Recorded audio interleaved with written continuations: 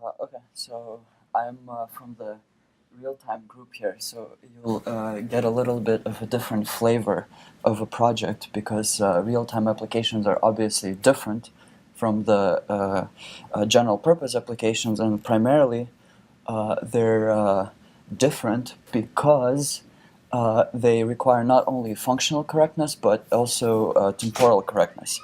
And examples of such applications include controllers in industrial applications or vehicles. You're all familiar with them. So basically, they're tasks that not only need to produce a result, but they need to finish by a particular deadline, a particular time. So the way these applications are deployed is by provisioning resources for the worst case. So that under no circumstances can it be the case that application needed to compute for longer than you expected. But the problem with that is, of course, that a lot of hardware is left underutilized because worst case worst case demands could be much bigger than average case demand, and that's bad. And that's where the research challenge of the field lies. So how can we use less hardware to deploy more of an application, so to speak? And the way we do this is by developing some kind of schemes to, let's say, speed up the applications, as we do in this course. Like often, there's so many techniques to speed up the applications, and this project focuses on one of them. Alternatively, of course, you can propose scheduling algorithms that will try to bring the worst case closer to the average case. I don't know, for example, like if you ensure that your load is balanced, for example, right, that's something that brings the worst case closer to the average case. So you can propose all these schemes, but at the end of the day, what the real-time application designer wants from you is a guarantee that whatever scheme you apply to improve performance or improve system utilization actually will not result in deadline misses. And the way you do this is you develop a real-time analysis for your particular scheme. And all that means is simply a formal calculation of the response time of a task, which is how long does a task take from its initial release of the periodic instance of the task and its completion. And that needs to account for everything. Any overhead that your performance-enhancing scheme presents, as well as interference from other higher priority tasks.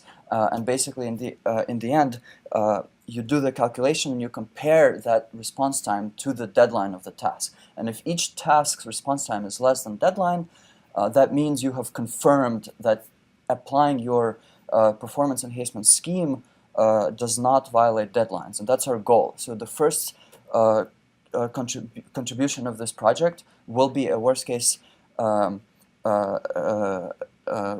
analysis for a performance enhancement scheme, where the scheme is actually a priorly proposed approach, which is accelerating critical sections specifically. I don't want to slow you down, but you have exactly 7 minutes. Okay. I'll cut you off at 7 minutes. Okay, I don't have a clock here. Okay. Yeah, you have okay. 3 minutes left. Okay, so I'll skip the background here because you are all familiar with what accelerating critical sections is, and I'm going to jump directly to the specific problem that this presents. So the specific problem is priority inversion. So basically, you can have a low priority task waiting for a higher priority. A high priority task waiting for a critical section that's being executed on behalf of a lower priority task. So here in the example on the top, you see this case occurring with the first task, which let's assume is highest priority. It's executing the blue critical section, but the black time is when it needs to wait for the yellow and green sections to complete. So it's okay to wait for the yellow, but it's not okay to wait for the green because the green is lower priority. So we want to actually get to Schedule B, and in Schedule B you see that we basically swap the blue and the yellow in time by making the queue priority based. So the way we achieve that is through scheduling the requests on the server core in priority order as opposed to FIFO order. So each task gets a global priority. We assign tasks to cores according to well-known real-time techniques, and afterwards process them in priority order. So that's the main the main part of the project. So the worst case analysis that goes along with it is shown here. There's a small typo. There's a C missing in this formula, computation time in the middle term. But what this formula means, just really quickly, is it combines three terms, right? The first term, like if you look at the FIFO, is the execution time of the task. The second term is execution time of the higher priority tasks. Yeah, and the third term here is the blocking time due to waiting for critical sections. So in the FIFO, the last term says you must, in the worst case, wait for all critical sections in the system except your own. That's very pessimistic analysis. But if we change that to priority, then we actually have to wait only for critical sections of higher priority tasks, and we need to wait for the current critical section to complete, which is the longest one in the worst case. So if you look at the two things, the way you compare them is you say, well, if my response time is smaller, that means my worst case, I can schedule more test sets because my worst case is better, so to speak. And that's what we measure by this metric called schedulability.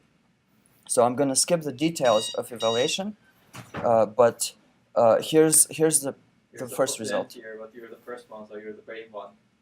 No, well, yeah. So this, I guess I will end here, but Okay. this is my preliminary result, which Okay. shows that you can actually schedule more with the priority scheme, and this is done in simulation. And before Q&A, I will only say this is the first part, and the second part is average response time calculation and measuring average response time on a real platform. So that's the second thing I'm in progress of doing, but I don't have preliminary results there yet. Okay, so Q&A. Okay, do you have more slides? Yes, but Okay. So I guess, can you go back to the previous slide? So these 3 minutes are under my discretion. I can let you go or ask you questions. What kind of workload is this?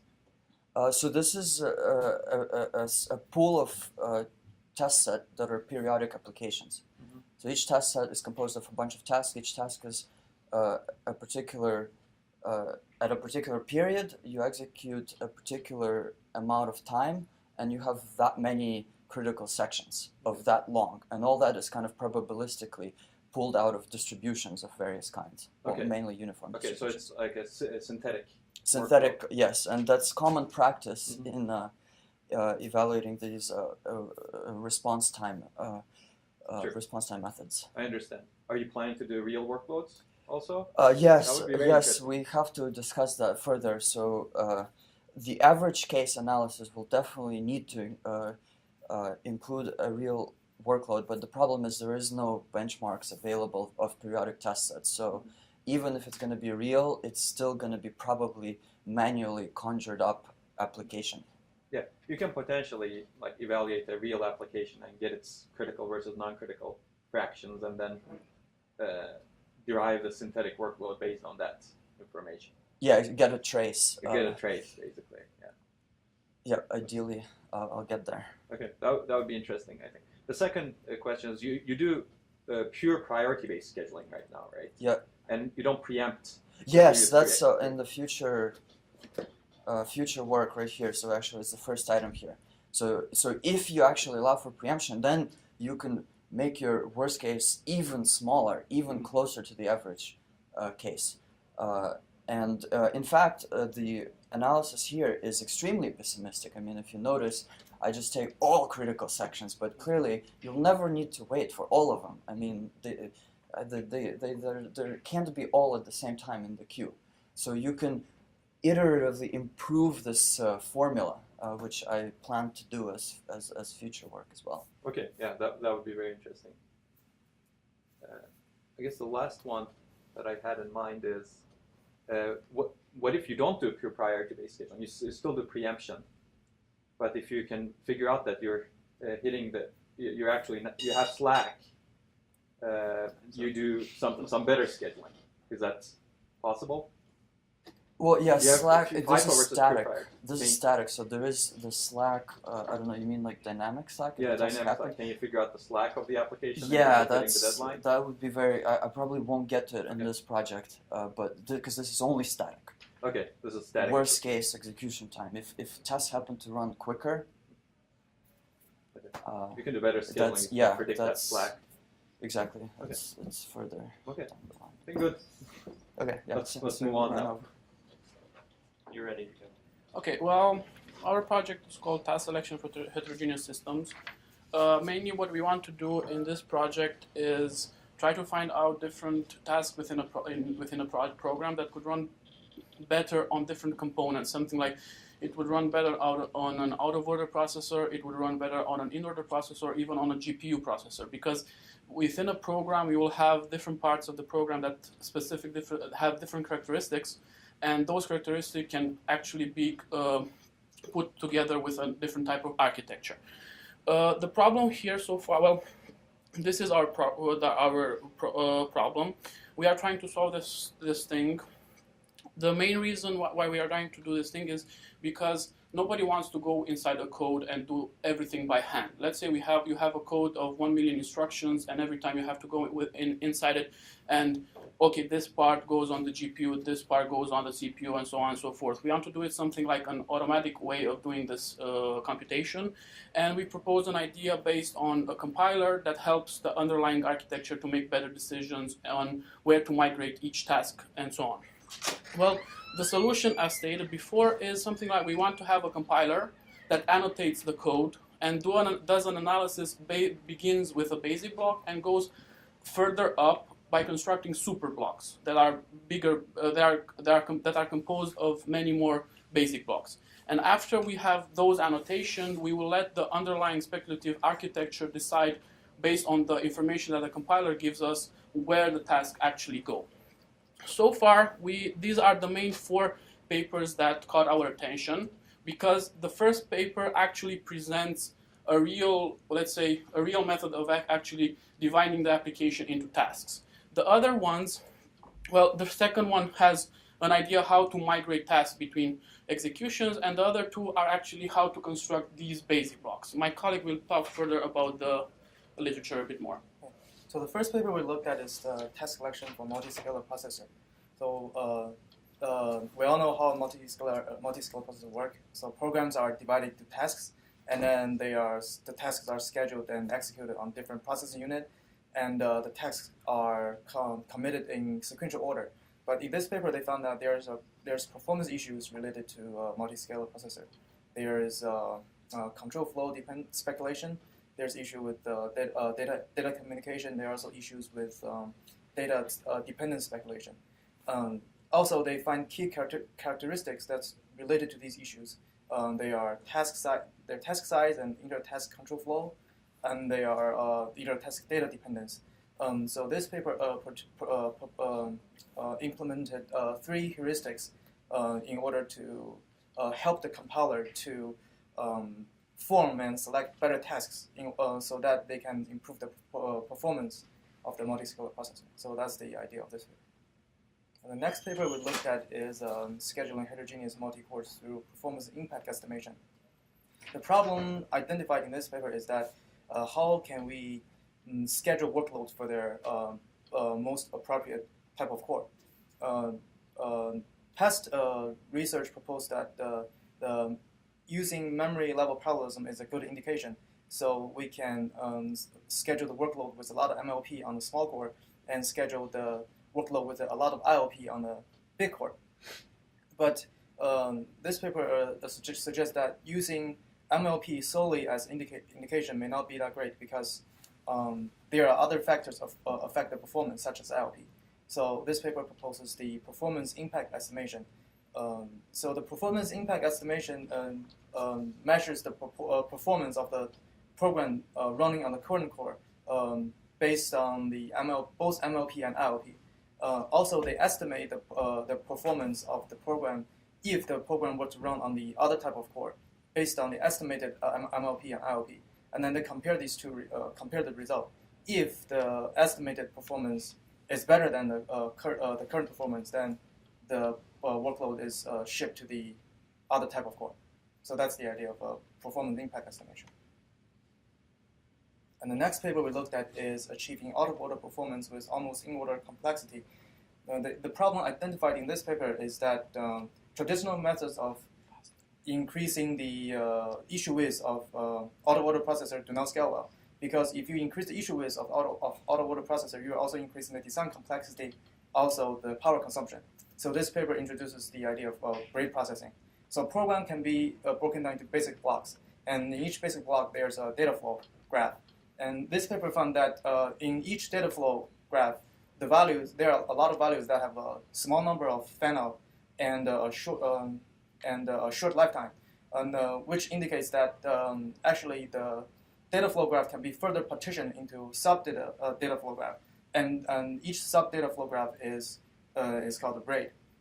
So the program is broken down into braids, and then during compile time. And then the each braids are scheduled to different braid execution unit. So in this way, they're technically increasing the issue width of the out-of-order processor. So that's the idea of braid processing. Yeah, and afterwards, the second paper that we looked at was actually using block-structured ISA for this, for actually giving the processor an entire block, a basic block to execute, not only a single instruction. But this one was mainly correlated with another paper, Wenmei's Hu paper on superblock construction, where he had also a dynamic one and also a static one. Thanks.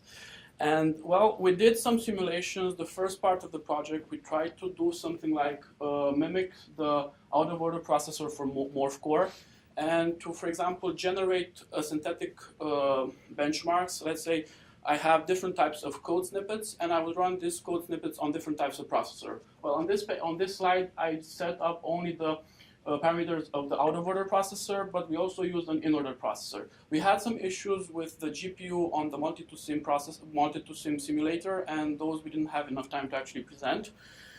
Well, and this is, for example, let's say I have a basic block that has many instructions, and each instruction depends on previous instructions. And we varied, for example, in the first case, we varied, let's say instruction I+1 depends on instruction I, and afterwards we vary the actual dependence. Let's say instruction I+1 depends on I-7. You can finish this explanation. And well, the graph is not exactly what we hope to actually achieve, because we would think that if we run the processor in an out-of-order processor, the program, when the dependencies increase, the actual performance should go up. But that one was because of our benchmarks, because afterwards we looked inside the code and saw we had a randomizer of the instructions. And for example, in the first test case, we had a lot of additions. In the later examples, we had a lot of multiplications. And because how we set up the out-of-order processor and how that the latencies for each computational unit worked, we got an actual slowdown instead of an increase. And we still have to work on the actual benchmarks to provide better results. Because we had this thing, we had also do all loops, like loops that have no dependencies on previous iterations, and also across loops. And we also wanted to measure performance, but again, we had issues with MCPAT, and we didn't have, well, we couldn't integrate it with a multi-to-sim. You mean power, right? Yes, power efficiency, yeah. So yeah, this is very non-intuitive, right? Because as you go to the right, your dependency should reduce. Yeah, exactly. And but because we picked a very bad representative for our plots, and we looked afterwards inside the code, and we saw that the actual randomizer picked a lot of multiplications instead of. We didn't have a uniform. Let's say we have the same types of instructions. It was randomized. And So can you actually, this is synthetic workloads. Yes. Are you actually looking at real workloads? Look yes. at what blocks Yes, are better we wanted to go executed for different algorithms, mostly in scientific computation as well. For example, That's fine. looking, Yeah, sorry. that's fine. Yeah, scientific So it's good to look at the blocks in those Yes, yes, computations yes, yes, rather yes. than synthetic. Yes, yes, only. yes. But first, we wanted to see exactly if we generated different characteristics, how they handle. Sure, that's good. But look at other characteristics Yes. also. One last question. You mentioned that a block-structured ISA is similar to superblocks. No. It's not similar. Okay. What's the key difference? Well, the key difference is in block-structured ISA, you have the basic block. We had actually in that slide we had actually presented both papers at the same time. Mm-hmm. In the block structured ISA, you ship the whole basic block, but in the super block construction, it's not shipping the whole block to the processor. Actually, it's doing an identification on constructing a bigger block, basic blocks, merging them together, defining them like if you have control flow. Based on your traces and based on your probabilities on which path you're going, you're actually constructing larger super blocks to have a better optimization within the super block. But block-structured ISA is doing the same thing, right? It's also constructing a larger block. But there's a key difference between those two. Maybe you can help also. Okay, difference between the We'll cover that later. But the key difference is block-structured ISA blocks are atomic. Yeah. Whereas in the in the other superblock one, is it's not not atomic. atomic. Superblock is single entry, multiple exit. Exactly. Yeah. Block structure ISA yes, single entry, single exit. Yes. Okay. I mean that could help your analysis. But anyway, we're out of time, so we should switch now. Thank you. Thank you. Alright, I'll start giving a warning at 2 minutes, so maybe you can start getting to the point. Okay. Alright, but you can go ahead if you're ready. Okay. So I'm Andrew Brock, and this is birthday, and we're going to talk about possibility of using Android cell phones for high-performance distributed computing.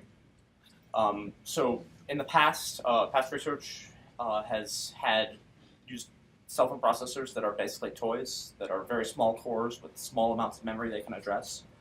But modern cell phone technology is moving past that with 64-bit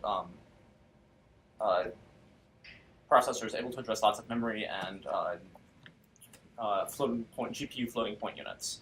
But there are problems with power limitations because cell phones run on small amounts of power and they have high latency to talk to each other. So despite their high penetration, they still might not be effective for use in distributed computing most times. And it's trying to figure out how bad the situation is and is there anything we can do to make it better. So our plan is we're deriving single-threaded hardware performance figures, and we have some of those later, about the hardware, and then we're going to use network simulation to extrapolate this performance to multiple cores and larger workloads based on traces taken from a few cores, network traces. So we're simulating the network, and based on data taken from MPI PCAPs, we can't use most of the existing simulators because they're cycle accurate and they're trying to model a specific memory system, and we're not because a cell phone has 3 to 5 kinds of connectivity, and we want to be able to look at all of them and figure out which one is the most effective for this. So we have a custom simulator that can use multiple scheduling policies per node and model link latency in a number of different ways, and a number of different topologies. It turns out most cell phone networks approximate a star topology because the center node is very fast and it's last mile wireless that's slow. So I'll talk about the preliminary results and what kind of tests we have run. So we're basically using a Nexus 7 tablet, which runs Android 4.2.2. Basically, this slide gives its specifications. It's a quad-core ARM Cortex A9. The max frequency is 1.3 gigs. It has a moderate amount of cache, 1 MB L2. The limitations that we see obviously are the max speed as well as the memory bandwidth is pretty low. It's a single-channel DRAM. So these are some of the benchmarks that we've already got some results for typical CPUs as well as on Android-based tablets. So we've run LinPack and high-performance LinPack. We're still porting high-performance LinPack on Android. It's not available. Memcached also needs porting. We'll talk about all this later. Some of the results. So this is LinPack, which uses multi-threading. Basically, the benchmark does very large matrix operations in the order of 1,000 by 1,000 matrices. So the bottom line is the bottom row is what we have run. So what you can observe is there's an order of difference between the typical CPUs and an ARM-based Android CPU.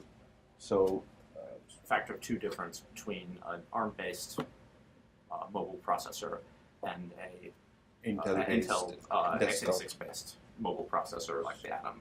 So one observation here that we also did was typically for the other CPUs, when you go from a single thread to multi-thread, at least 2 threads, because most of them are dual core or single core, the performance typically gets better.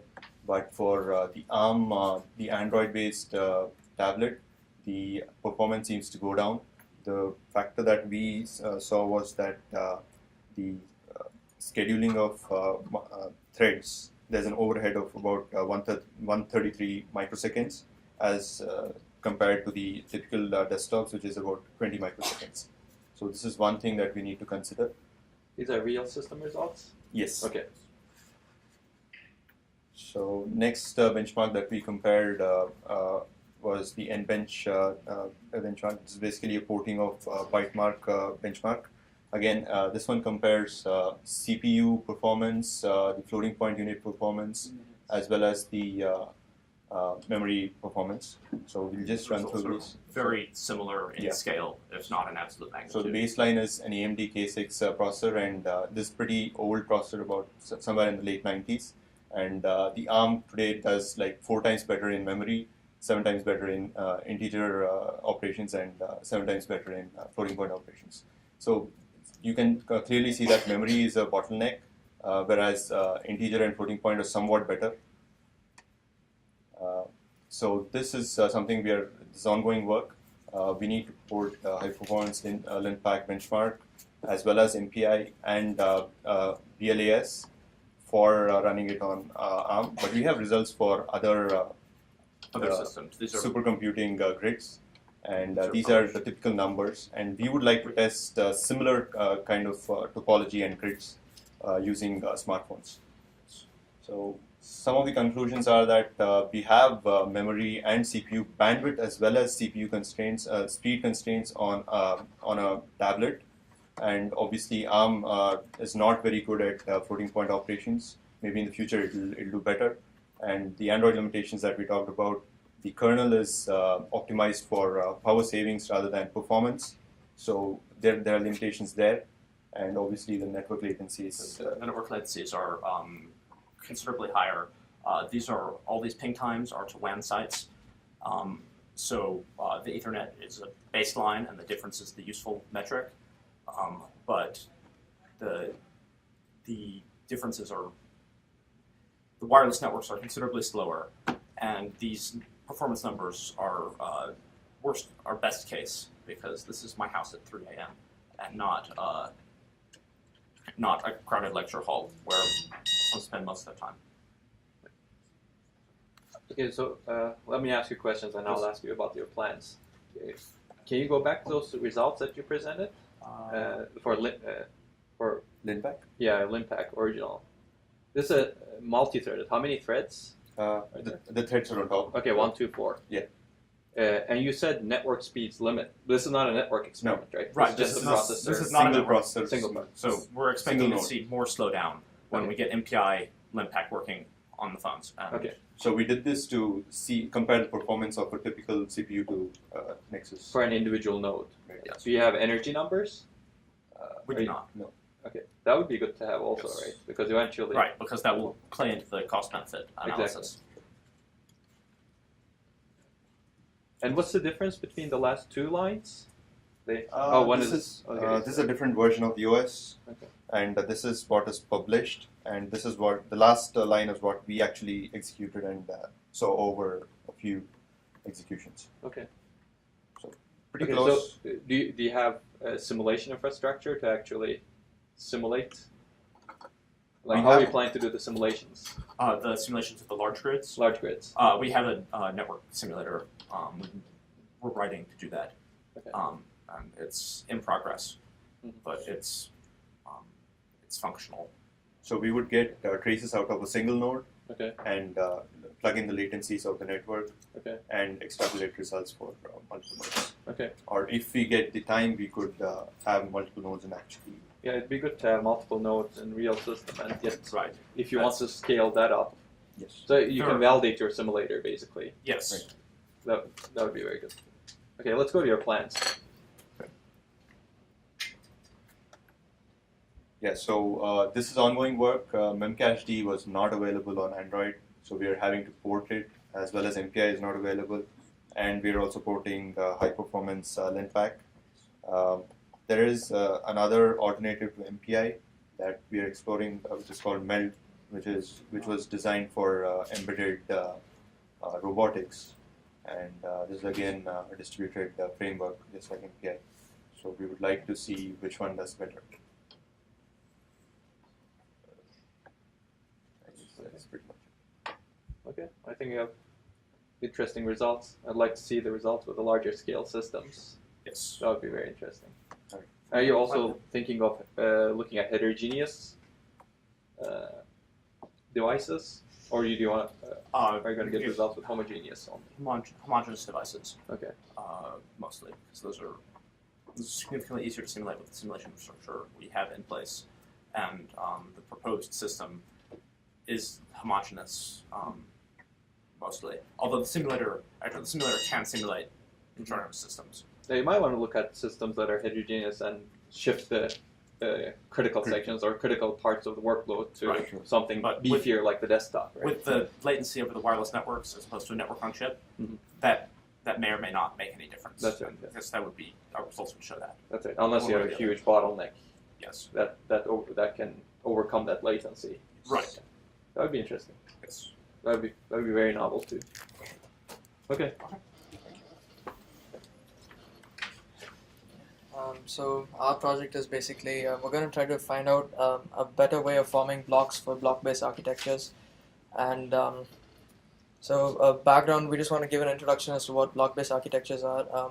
Architectures which actually groups of instructions that are formed according to certain parameters, generally blocks of instructions, and architectures that execute these blocks of instructions atomically. Are generally considered block-based architectures, and usually the characteristics that are considered for block-based architectures include just plain pure and simple number of operations, micro operations, the control flow, or the data flow subgraphs, and usually block-based architectures could be executed on specialized backends, such as the Braid and as well as a heterogeneous block-based architecture paper, or they could be executed on normal backends as well. And we'll be looking at optimizations that can be made and stored within the metadata of the block cache. And our motivation is that we found out that the limitations in current block-based architectures are the interblock communication, the control flow of instructions, such that when it reaches a path where you can't figure out, you don't actually have a hard prediction saying that okay, this is going to go this way. It doesn't reach a certain threshold, then you reach a bottleneck over there, and then the granularity of the blocks.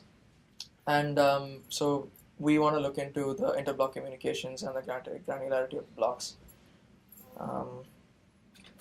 So that is our focus, and we will also be trying to look at the data flow organization within the block so that we can look at optimizations that can be made within the block once we figure out the size of the block that we want to look into. And until now, what we've used is Intel's PIN.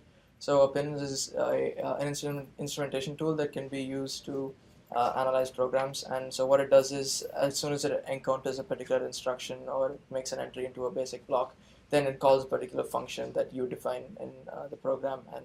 And PIN is amazing. It has like a huge reference API and good documentation, so we are using that to figure out what instructions are being executed. And stuff like that. So these are the results. So since most of the research on block-based architectures involve forming blocks using control flow, basically you buffer the blocks till you reach a certain size of the block, and then that's when you execute it and you start buffering the next block. So one of the advantages of a block-based architecture is that, like in the HBA, you can execute the blocks on 2 different backends simultaneously. But one of the some of the issues with that is like the inter-block communication that really reduces performance, because if you have one block that is dependent on registers that are written in the other block, then you have to wait for it. So we're sort of so there are live-ins and live-outs. Live-ins are the registers or the values that a block needs from another instruction, and live-outs are the registers that it writes to that may or may not be written to, may or may not be read by another instruction. A block does not know whether other blocks will be using its instructions or not.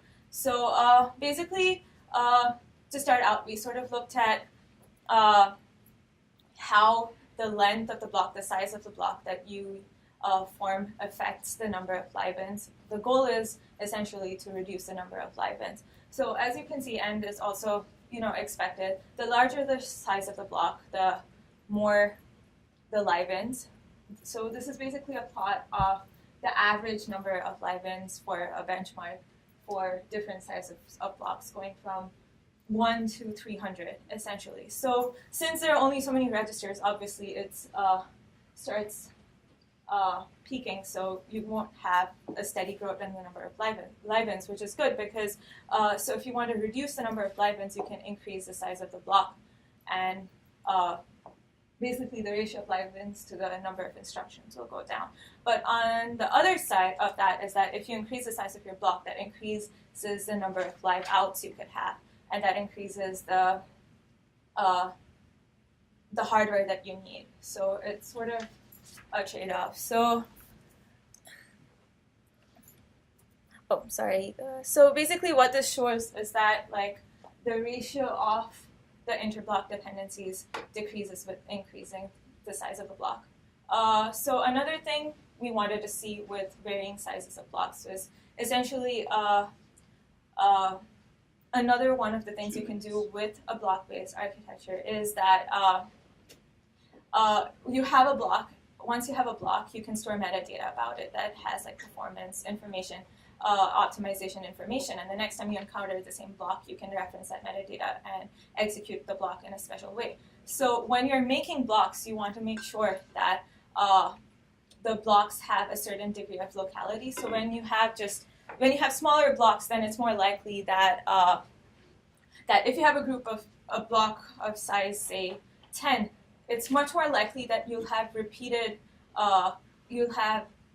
those 10 instructions executed one after the other. Then if you had a block of size 100, then every time you want the same block to be referenced again, all 100 instructions need to be executed again. So this is sort of a plot of the locality of the blocks. So it's the number of time, it's the average number of times, it's just the number of times a block is referenced relative to the length of the block. So of course, once again, as expected, the larger the block, the lower the block locality is. But one thing to take into account in this is that larger the size of the blocks, the fewer the number of blocks you have for the same program, right? So this is basically a plot of the number of times a block is repeated. So if you form a block in your architecture, and say it's in your block cache, then once a block is referenced more than once, the average number of times a block is referenced is not as sharply dependent on the size of the block as the block locality. So even though the number of blocks that are referenced several times is lower, they're still referenced a lot of times. So what that results in is that, like, if you essentially, even though you're looking at block locality, what you want is to take advantage of instruction locality. So it Why don't you turns finish out. this slide? Huh? This is your last slide. close, I guess. It will be. Yeah, it will be. Yeah. So basically, the instruction locality does not fall off as steeply. If you look at the graph, it's basically like 80 to 90% of the instruction locality can still be sort of detected using blocks of size 200, even though the number of blocks is a lot. So what does it mean? What is instruction locality? Basically, if you have, basically what it means is that, say you have, in general, if you have, so one is like basically it just looks if an instruction has been, that same program counter has been executed before, right? Okay. And y-axis is the number of times you've seen that? Yeah, so Single y-axis is the number of times a particular instruction is executed that has been executed before. Okay. So if you look at one, that's like the total like number of instructions. So if your block is one, then that gives you the total number of instructions that are executed that have been, basically the total number of instructions that are repeated. Now, if you're forming blocks out of that, of course, you're going to miss some of them. And how much you miss depends on the granularity of the block. So these are instructions, not blocks, right?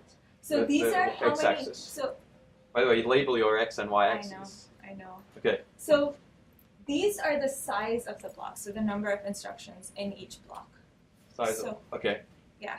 So in general, you'd think that if your block size is say 4, then you'd have most of the instructions that are repeated will be detected, right? But if you have a large block of 100 instructions, then all 100 of them have to be repeated for your block to be repeated. So turns out the size of the block doesn't make that much of a difference. So if you're trying to say, essentially what that means is that if you can basically get the same like instruction locality with fewer blocks if you greatly increase the size of your block. So for the same program, if you had blocks of size 15, you need to store lots of blocks in your block cache to be able to detect every time you have a block hit. Whereas here, I guess I'm not really following this one, but that's okay for now. Can you go back to one of the previous slides? Let's see. By the way, having slide numbers would help too. Not this. So okay, let's pick this one. Okay. This is the block size. How do you form the blocks here? So here the blocks, basically it's just based on length. Okay, it's basically executed instructions, dynamic execution. Yeah. Okay, what benchmark is this? This is LS. LS. Okay, that's fine. Yeah. So those are important to we did this on specify. GCC also. Okay. And some media bench. Yeah, we also tried running Firefox, Yeah. some MATLAB models as well. Okay. Okay, I think we'll have to. Brian has to cut me off right now, but I think use your time wisely in the next presentation. Yep. This is too much data. Okay. Too little explanation that you couldn't finish it at Okay. the end. All right. Talk with the TAs. Okay. Or me.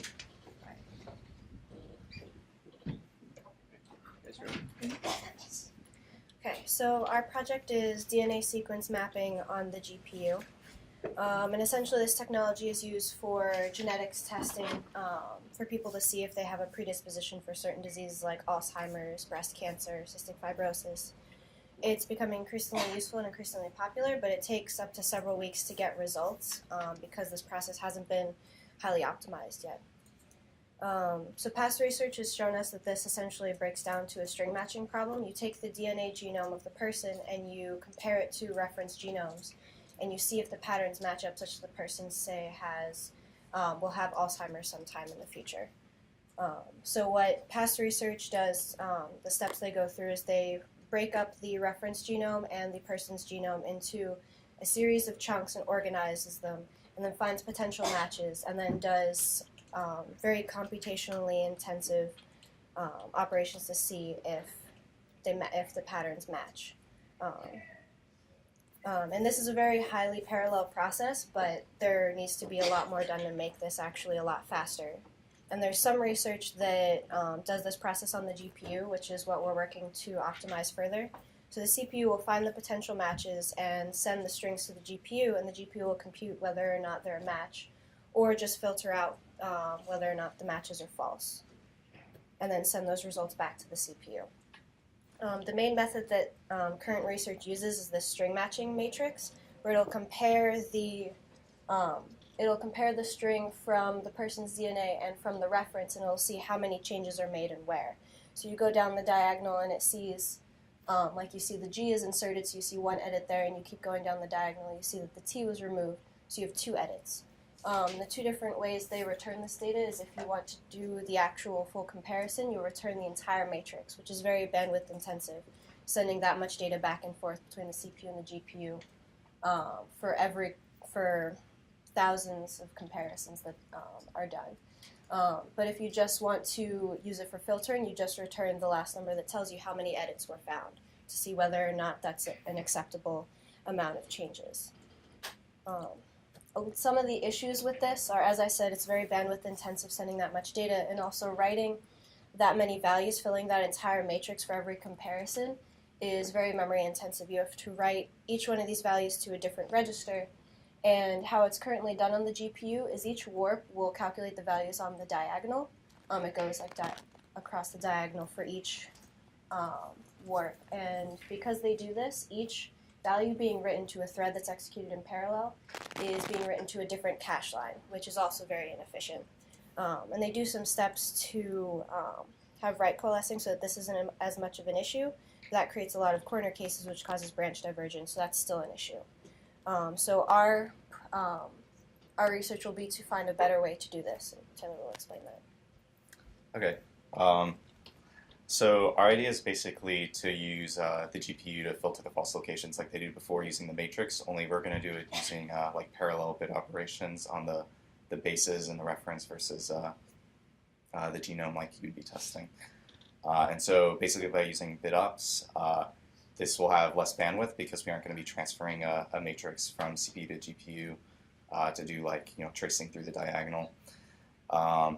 It's a faster, simpler operation. You aren't going to have kind of like all the corner cases when you're diagonalizing a matrix and accessing it in a GPU. So that basically allows us to get rid of branch divergence. And just in general, it's a less memory-intensive operation because you aren't going to be dealing with some matrix structure that like each thread is accessing. It's just going to be calculating some kind of end result for each base match. Again, it's a very parallel process, and basically what we want to do is kind of use the Hamming distance that you calculate using these bit operations, which can basically be used to determine insertions, deletions, and also kind of like string equality. We want to use the Hamming distance that we determine using the bit ops to as kind of like the filter for when we actually have to kind of do a real to filter out all the easily I guess filterable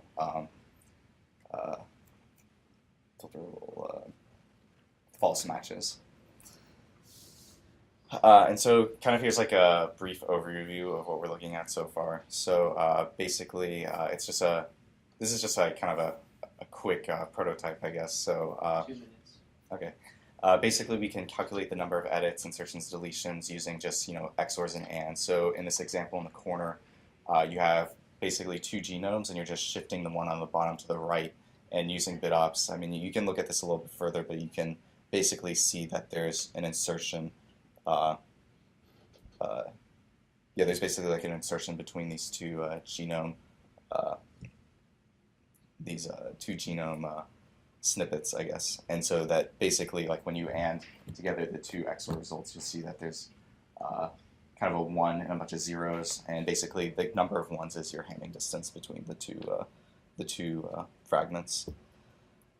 Basically, our methodology is just to compare the runtime of the bitwise comparisons on the CPU versus the GPU, and then also to compare the matrix filtering mechanism versus our bitwise filtering mechanism. And so that's kind of, that would require us to duplicate our bitwise comparisons on CPU code just to make that comparison, and then also to develop or maybe borrow the matrix filtering code to compare the runtime of those two filtering mechanisms. And kind of current progress that we've gone through so far is assessment of past research. We've discussed potential algorithms with Hongi. We've spent some time learning CUDA, and we basically kind of wrote a small equality GPU snippet to kind of exercise our learning of CUDA and then also kind of see how this mechanism would work. And then we basically have determined methods for comparing performance, and in general, we seem to be on target with our milestone plans in our proposal. And then kind of the next steps are just to build on this algorithm, collect timing results, and then hopefully by the final presentation, we'll have a good bitwise comparison algorithm, have concrete performance comparisons, and be able to compare our filtering mechanism with the matrix filtering mechanism on GPU. And that's it. You're almost on time. We tried really hard to keep it in 7 Good. minutes. So this is the first time you're using CUDA? Yes. Yeah. Okay. Have you actually ported one of the earlier algorithms? And have you tested their performance, the matrix filtering? No, we have the code for one of the previous algorithms that does the matrix filtering on GPU. It's called Barracuda, but we haven't actually run it to do the comparison. We're also going to do a comparison with something Hongi's working on that will optimize the matrix filtering, and that'll be one of our main comparisons. Okay. Do you have the results on the CPU? No. But well- that's part of the plan? Yeah, because right now the only thing we can compare is how our thing runs on the GPU versus the CPU, which is just showing that it's faster when it's run in parallel than in series. Okay. Can you go back to your algorithm? It's there. Yes, this one. So how big are these fragments that you're going to bitwise compare? Typically, the snippets will be, I think, around like 20 base pairs, and then they extend them to do a longer comparison. So the potentials will be around 15 to 20 base pairs that match, and then it extends that and sends the longer to the GPU to do the comparison. And whatever algorithm does the sorting and potential matching, that it depends on how long that is. So each algorithm does it differently. GPU will be doing comparisons on larger. It's not Yeah. 20. Yeah. Not fragments of 20. So you will partition the work between the CPU and GPU. Yes. Okay. So what fraction of the entire workload will be on the GPU? That's something. All of the comparisons that are being done. So there are like tens of thousands of potential matches, and those are all sent to the GPU in parallel chunks to see if it's a potential match. Okay. Do you know what fraction of that entire workload that is? Execution time? I'm not sure. Okay, that's something to get for your next milestone. Because that will motivate your work. I think this is definitely interesting. I'd like to see the results. You'll have to optimize a lot, I think. It won't be this simple. Yeah. So you'll really need to go into the nitty and gritty. It Yeah, gets a lot more difficult when you add kind of like higher thresholds for number of edits and deletions and things like that. Yeah. I would start simple. Try That's to accelerate the. basically what we're the doing, list- starting with a listing the very layer. simple algorithm, and then we'll make it more optimized and more complex as we build on it. Okay. Any other questions? I guess we'll talk a lot offline. So Okay. Okay. Thank you. Thanks. My partner is not here yet, so I guess I have to start without him first. So our product is like to provide a generic memory controller for FPGA. So the motivation and the background is nowadays like many designs are trying to use FPGA to accelerate some algorithm, but there's no like standard architecture level platform to directly deploy your design on the FPGA. And since FPGA proves to have to be cost efficient, energy efficient, and also takes certain advantage of parallel processing, so certain design are used to along with the CPU. So this it's kind of growing more and more popular. And to fix this problem, our goal is to provide user a basic generic memory controller interface. So users can directly take advantage of they don't need to worry about the time constraints or how the memory mapping directly to the hardware, they can just assume we have like a malloc or some sort of like a system a memory library they can use directly. So that could directly reduce their deploy overhead times. They can just focus on your core logic design. So that's the background. And based on our research, we found like there are two types of like paths work kind of related to our design. The first one is CoRAM, which provides a easy-to-use memory interface, but it still requires the user to program the software control thread. So users are still responsible to map the memory to their CoRAM. And Leap is another sort of product that developed in MIT, and it provides like a virtual platform that allows user to communicate with all devices in a virtual platform. But this abstraction layer has like a huge hardware cost, extra hardware cost, and also has a really high like hierarchy distance from the hardware to the actual user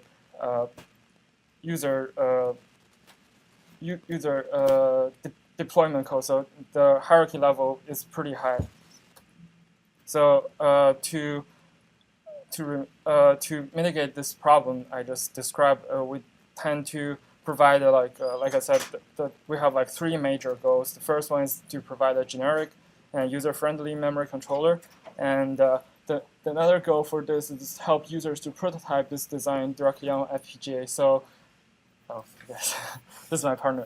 So we don't expect the users to directly to deploy their finalized like products on our platform, but this helps the user to ensure correctness, and they don't need to worry about the timing constraints or the memory mapping at all. And they can just like to ensure they corrected that first, and they can easily migrate to more advanced like architecture such as CoRAM, for example.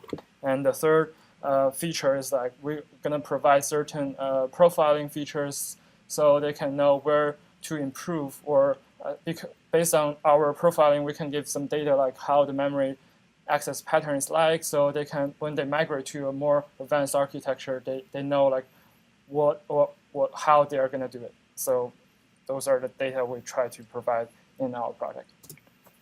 And you want to take a, okay, so these are not our goals. First is like we don't tend to focus on the performance because we want to provide a generic like interface, and users can migrate from one FPGA to another. So performance is not really our top priority. And another provide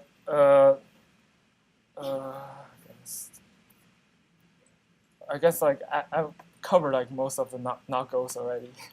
So I'll move on. So our design philosophy, our highest priority is easy to use. It's easy for users to debug and tuning and make sure their core logic is correct. And this must be compatible to their previous work, so it's easier to migrate to any other platform. And which also performance is not our top priority, but we try to be reasonable, good, decent at performance as well. 2 minutes. Oh. So our solution is to provide, like I mentioned before, is to provide a CPU memory model and has an easy-to-use interface for the users. And users don't basically just get a library or interface. They don't need to worry about what's under the hood. So it's kind of like a black box, and they are provided with certain logging information for further their design. And our implementation basically uses like a it's an in-order bounding queue. It's kind of like a double queue with ready for signals and device ID, address, and data. So they can know like how the memory requests, read-write requests are ordered, and that they're guaranteed to have the results in the same order. And this is our basic data path. All right. So I'll go back a slide. So Part of the things we're providing in our implementation is essentially tools that allow you to easily develop and to also easily debug. And that's why we chose to have a scheduler and a logging module next to the normal memory pipeline you see. And we'll be interacting with a Xilinx memory controller, which conveniently can also allow you to choose which rows to activate, which rows to pre-charge. So that's why our small scheduler allows us to do those controlling things. And all of this information will be logged in the login interface, which is sent over UART to the host computer, so users can record the data they actually see. Another interesting design that we chose is that the host can also decide to send commands back to the UART. And using these commands, they can either preload the memory, so their program can directly use, say, maybe a render picture, and the picture will be in memory for them to test. They can also control the parameters for a scheduler. For example, registers. Is that time? 30 seconds? That's 7 minutes. So Why don't you finish? The slides, yes. We have 5 slides left. Most are short. I'll go through it quickly. Well, I'll go through only one and then ask you a question. Okay, so I think sort of, and that's the basic idea behind this. It's essentially, other than simple to use cache mechanism that's in order for memory, we also provide you to log all the information to tune the performance you want. So how does the user interact with that accessible scheduler? Use like accessible scheduler? Through UART commands. Essentially, it's accessible in the sense that the number of elements you want to control in your for your buffer for DRAM. The buffer will be capped, but the user may choose to reduce the size of the buffer if they choose to, or they may decide to the number of cycles to stall before flashing the DRAM and taking other inputs. So those are like register parameters they can change. So basically, it'll be a program running there. Sort of like a program. Essentially, there are registers, control registers that control the scheduling decisions, and those registers numbers can be filled by the user. Okay. So can a person do malloc, for example? No, they can't. And well, it also not make sense to do malloc because that'll be higher level. Essentially, they can control the way the memory scheduler performs within a small range, so it can lightly tune it when they are playing around with their design. Okay. I guess keep going. Keep going. Let's take a look at. So essentially, then the strength is really you can skip this. just skip one. this I want to see weaknesses, what's methodology, and that's essentially it. Okay. Yeah, this is what I would like to see. Okay, so our design is done. We are currently playing, and we're almost done implementing the simplest memory controller on the FPGA. So that's why it's semi-gray. We're almost there. And when that is done, we will essentially just implement the design we just showed you on this. So do you have an example, a code example of what the user can do? We did not include the code example, but essentially sending commands to propagate values, just register number and content. Mm-hmm. Those From would be the memory commands to- from host to. You mean the UART interface? That's right. Yes. Yes, essentially a register number, which is the address of a register and the content they want to change, and the user will have the information about what every register is about. Okay. So really just I/O port values essentially. Okay. So So- it's sort of like this. I see. Yes. It'd be good to have a code example, real code example that says today you cannot do this, but with our these new instructions, let's say I'll call them instructions, that operate on some special registers, you can do this. I think that would be very motivational for this work. Mm-hmm. I see what you're doing, but that would help No help. Agree. a lot. I think that's the idea. We just couldn't put on these slides. Okay, in the next slide. In the or next. in the final report. Yep. Okay, I guess we can move on. All right. Second, last comment I'll make is don't ignore performance. Reasonable performance is good, but reasonable if performance. it's bad performance, then Not it's not that good. far, of course. Because people Reasonable. have looked at C to gates, right? Compiling C into right. gates, and because the performance is bad, not many people use that. performance, some integral performance. Right. As recent as possible. Though it's not our priority. I think that's our daily. I understand. Your first goal is functionality. Yes. At some point, performance becomes functionality too if the performance is so poor. That makes sense. Okay. Right. Okay. So our project is a case for an asymmetric reliability memory. And here's the executive summary. Our context and our motivation is that there are a large number of big memory servers in data centers that run applications with very large memory and with a tolerance of inaccurate computations. And the problem with this is that memory errors are hard to eliminate, even with very strong ECC schemes that are at a very high cost. And ECC is very expensive for memory, and as we will go into details later. And our observation is, well, the observation that we wanted to make is that those data-intensive applications that they produce transient results, they can actually tolerate many memory errors, and I will explain it later. So our goal and our idea is we'll design and exploit asymmetric reliability memory system that can reduce the ECC cost. So how much does ECC actually cost for data centers? Sorry. Can it go back?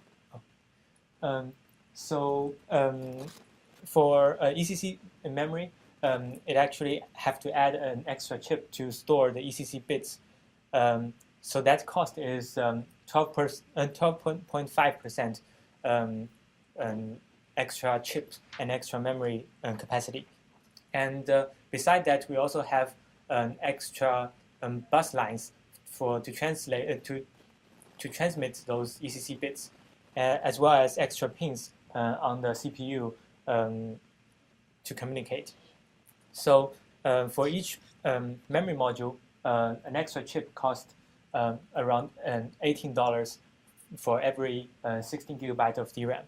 And this can collect up to $72 for each 64 gigabyte machine, if we assume 64 gigabytes for a big memory server. And for 100,000 servers, it can cost up to $7 million. So the key idea that we want to solve this problem is we can have an asymmetric memory system that has different reliability guarantee. So we can have separate channels for different memory modules, and one for ECC protection and another for unreliable non-ECC DRAMs. So with this asymmetric reliability memory system, we can map applications correspondingly to those memory modules. So we can map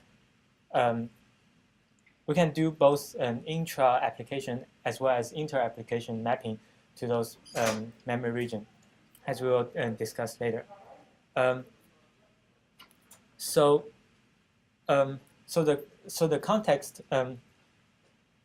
So this idea. So their use cases are that for those big memory servers, their memory is growing, and as well as their ECC cost. And however, on the other hand, the memory errors, they are very common, but they actually happen very infrequently. So what if we can tolerate these errors just with the application itself? So so there are a lot of candidate applications that runs with very big memory with big potential of tolerate these errors. So for example, for applications that produce transient results like web search and memcached, each result is actually independent and it's transient. So even if one of the results is corrupted, it won't affect others. And other applications such as machine learning and graph analysis and media streaming, they are intrinsically tolerant to those inaccurate computation and data. And those applications, they can scale out and they can demand more and more memory. So our experiment is to start up the application and then warm up and inject the errors and then execute the program to see to monitor crashes as well as incorrect results. So so here's some preliminary result that we get. So we have studied two of the applications of interest, and both of them we for the current study we only inject to a tolerable data region that is heap. So with injecting to the tolerable memory region, we actually observed that it will only produce incorrect result at a very low possibility. And here is another graph. The data that we get is that in terms of number of processed queries, how many incorrect queries can we get? This is so y-axis is the number of incorrect queries, and the scale is for every 1 billion processed queries. So as we can see, the number is very acceptable with only less than 20 incorrect queries we can get for every 1 billion processed queries. So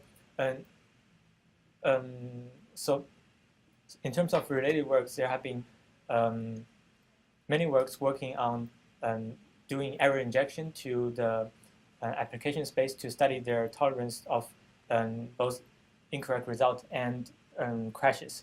So our methodology is different from the others because the workload that we study actually runs in a very long time period, and the previous works have been focusing on using binary instrumentation to do this.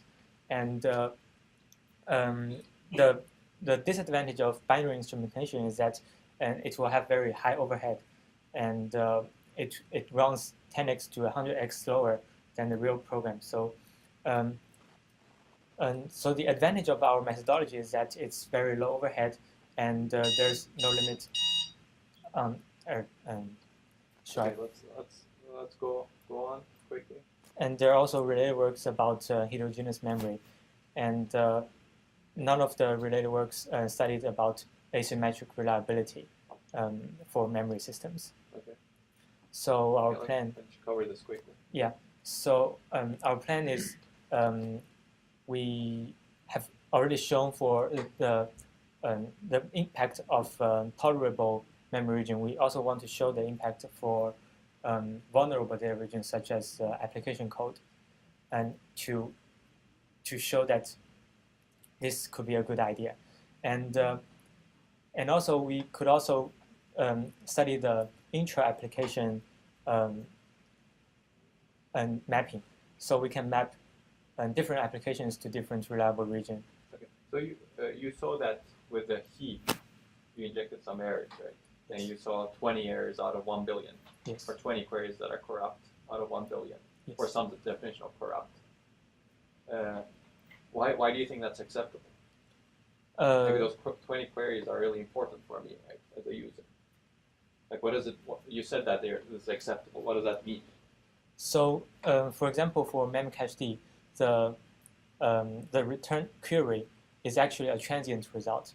So after some while, even if it's corrupted, after some while, if you okay, so end result is perhaps correct. Right? Yes. So it's important to show that, like, whether this error actually affects the end result that I see, or is it something intermediate? Okay. Because I don't know what a correct query means. I see. That's what's very confusing here. The second thing is you inject anywhere in the heap, right? You don't distinguish between different parts of the heap. Yes. But some parts of the heap are more important potentially than other parts. Yes. So that's a drawback of our methodology and a disadvantage of our methodology. But previous work have looked at it, and all of them, they actually require the application code eventually. And without exposing the application code, we are not able to get any other information.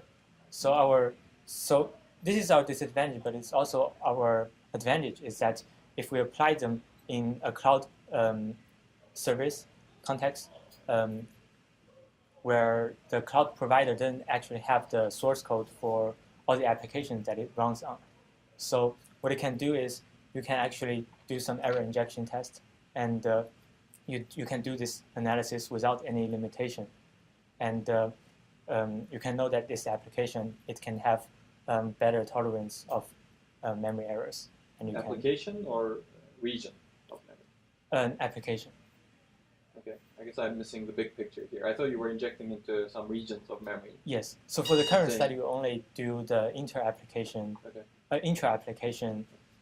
tolerance study. So what we can also do is we can study some other application to see if there is a heterogeneity between applications. Yes. Okay, that's good to see. But I think I'd like to see finer grained information. Yes. Saying what parts of the program are actually more vulnerable versus less vulnerable. Yes. Because that will give a lot of insight. Right now, Yes. I don't have a lot of insight into what's going on. That's maybe the cause for crashes.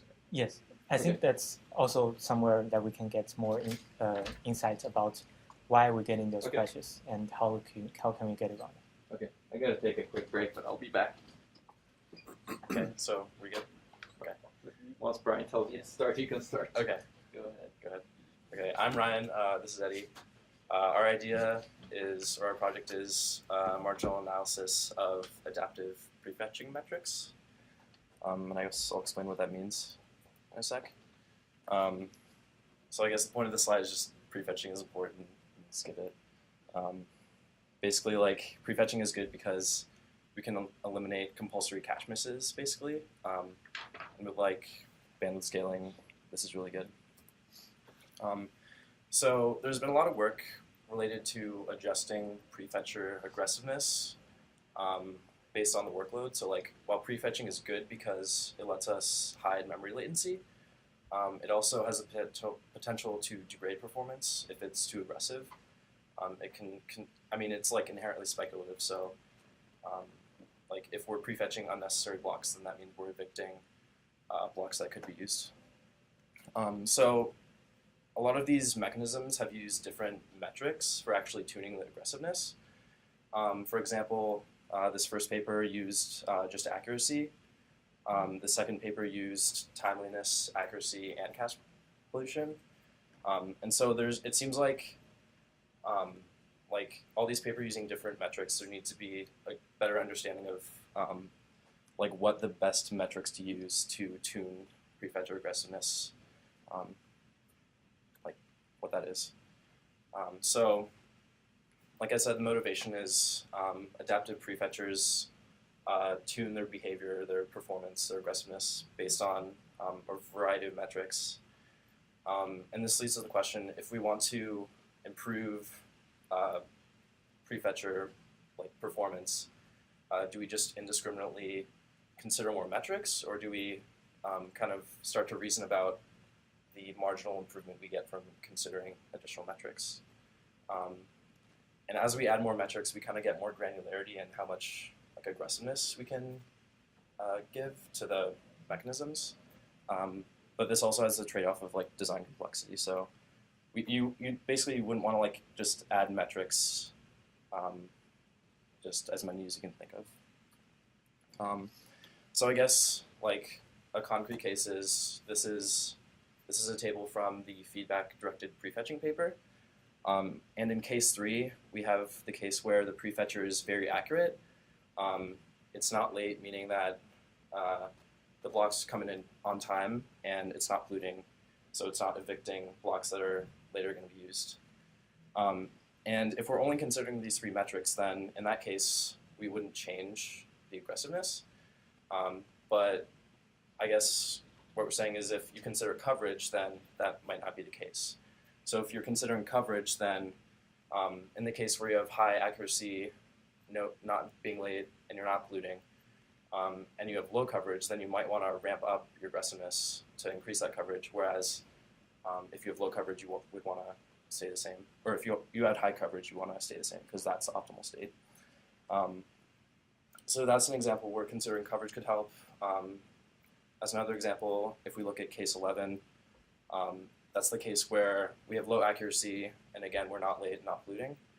And I guess as an example, if we were able to measure the memory bandwidth available in the system, then we would get more granularity in the counter update. So I guess in that case, if you had low accuracy and you had a lot of contention in your memory system, you'd want to throttle down because you're like prefetching these are speculative requests. Like that means we're consuming bandwidth that is non-speculative. So again, like if you had a measure of bandwidth available in that case, then you could potentially get more performance out of your prefetcher.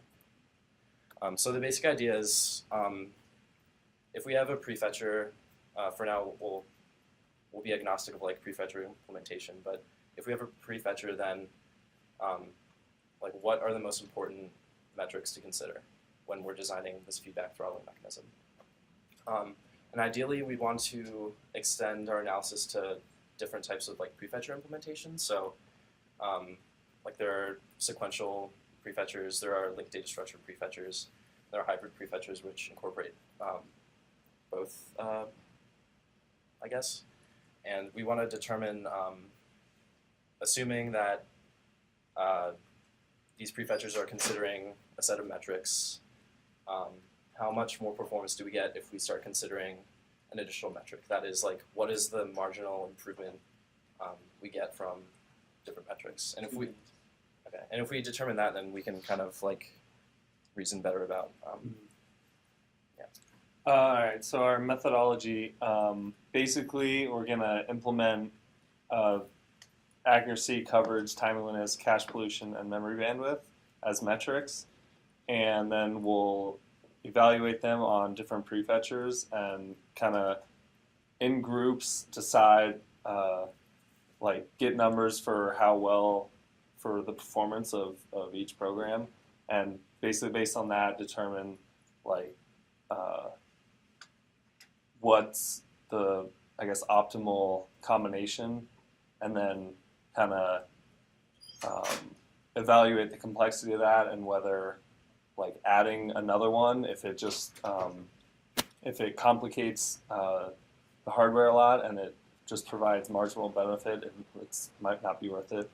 So basically, kind of set a framework for people, if you're going to design a prefetcher, design or fully analyze why you would use each metric, basically.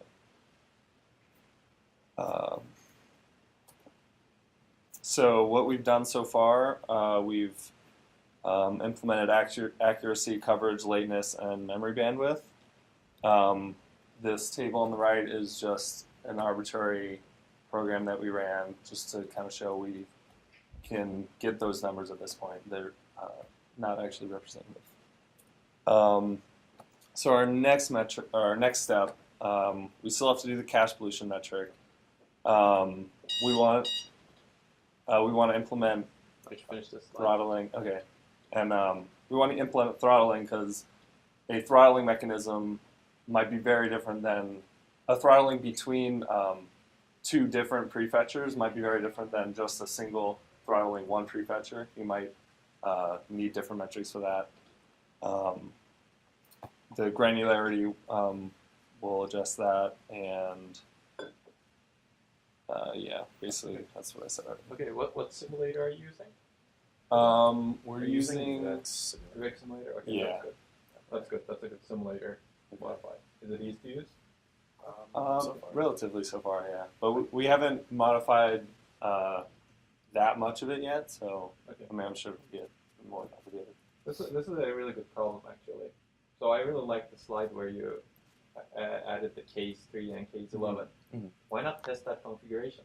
Are you going to test that? Yeah. So our current plan is to I mean, we listed 5 metrics basically, and ideally what we want to do is design a throttling mechanism which takes into account every single subset of those 5 metrics, and in that way we get like exactly how much marginal benefit you get from each one. But that may be hard to begin with, right? Yeah, we're definitely going to have to reason about obviously testing 32 different throttling mechanisms isn't really feasible or like presentable. You can certainly do that, but then that will depend a lot on thresholds, and it's exponential, right? Exactly. Yeah. So you have lots of decisions. The threshold are another thing we'll have to consider, like in the feedback paper. You guys, so that's another thing we'll have to think about. Exactly. Yeah, but I I would suggest developing that table with 5 metrics that you have, and coming up with a better table. Yeah. Sometimes the metric doesn't matter. Right. Yeah. And testing that first to develop some insights and Right. iterating a little bit. And in parallel, you can do the other experiment that you said. It's a huge amount of simulation, Right, of course. yeah. That could. The second one is more data-driven, right? You can run a lot of experiments and see Yeah. what's the performance effect. But that's harder to reason about. Yeah. It'd be good to, for example, test what you have over here. One other comment: you don't consider interference currently, right? You have available memory bandwidth. So contention. Contention between different processors. So are you thinking of studying only single core to begin with?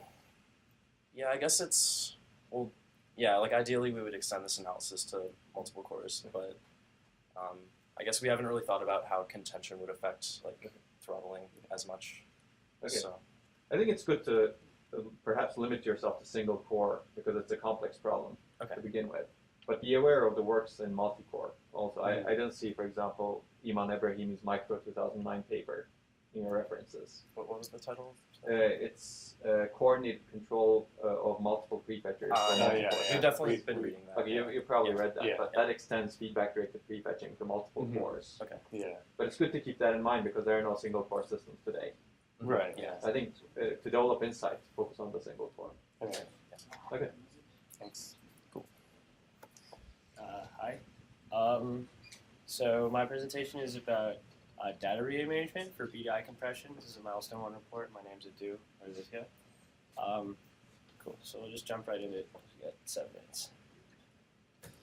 All right. So the brief overview is so I don't know if you guys know Gennady, but him and a couple other guys worked on BDI compression, and they had a pretty compelling paper. We covered that in class, actually. And we covered it in class. So you guys have all read the paper. So, but yeah, like it positively impacts memory bandwidth and overall system performance, and they give some numbers there. We'll look at a couple of them. And so the real problem is if there's poor data compressibility or the program just isn't sensitive to the size of the cache, like it just doesn't have, like the working set already fits in there, or the extra capacity won't do too much more, it may not justify the additional access latency that comes with compression and decompression. The decompression latency is more important because that's on the critical path to the access. So, all right, so the key observation here is that compilers and memory allocators aren't aware. If BDI is implemented on a particular system, they're not aware of the BDI microarchitecture. So maybe there's a way for them to place their data differently so we can get better compression. And this can really help out a lot of applications. Yeah, so that's also the idea. Maybe we can transform existing applications to leverage this microarchitecture with some data.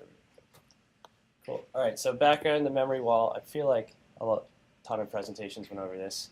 But, right, so we don't want to, like, data bandwidth and just processor stall cycles, just because of the gap between main memory and the processor.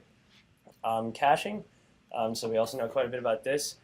I think the main point I want to make here is that when the working set doesn't fit into the cache, you get things like capacity misses, and even more, because BDI offers a way to increase the number of ways in a particular set, we can fit more blocks in there, or at least in a cache line, because we have double the amount of addressable tags.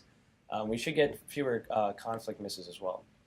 Okay, so again, base delta mediate compression, Gennady Pecchiamento. One of the things it has, characteristics, it has variable block size, and so you can leverage that with the extra like they double the size of the tag stores, so you can address more parts of your cache line. And the whole point of that is, so even if all of your blocks and deltas take up less room, we can like fit more deltas in there. Really all it is about is increasing cache capacity using delta compression. Okay, so here's the motivation. These are numbers I promised. So on average, BDI in their simulations showed 50% increase in cache capacity. We can go through this quickly because we've covered a lot of this. Awesome. All right, sounds good. So, so again, the main issue is just latency program insensitivity, and poor compressibility. All right, so the idea, rearrange the application data to place it similar values adjacently in memory. So what this will do is similar types of values will have lower dynamic ranges during runtime. So the compression should form better. We'll get smaller deltas, and probably an increase in the size of the appearance of the cache. So, so the cache capacity should increase. All right, and so by similar, we can do this in a couple of ways, both dynamically and at runtime. There's some prior work for both. Statically, it would mean we profile the code, see what kind of values consistently come up in the variables, and then try and place them together, either on the stack or in the heap.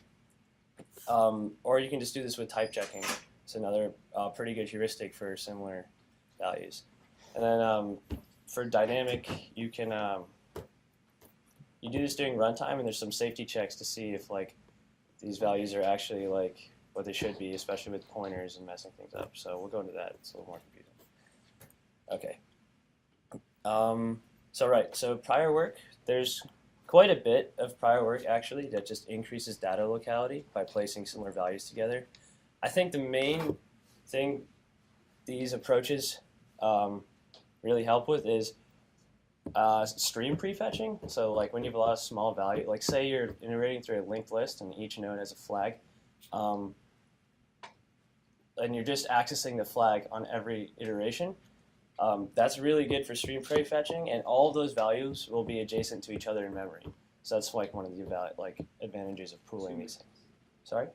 Okay, thanks. All right. So the initial approach that I'm going for is just perform simple data splitting and pooling, and then look at the bottlenecks in the BDI architecture and optimize around those. I have a feeling we'll get really good performance boost just out of increasing locality for BDI and doing the splitting, because the deltas will be smaller.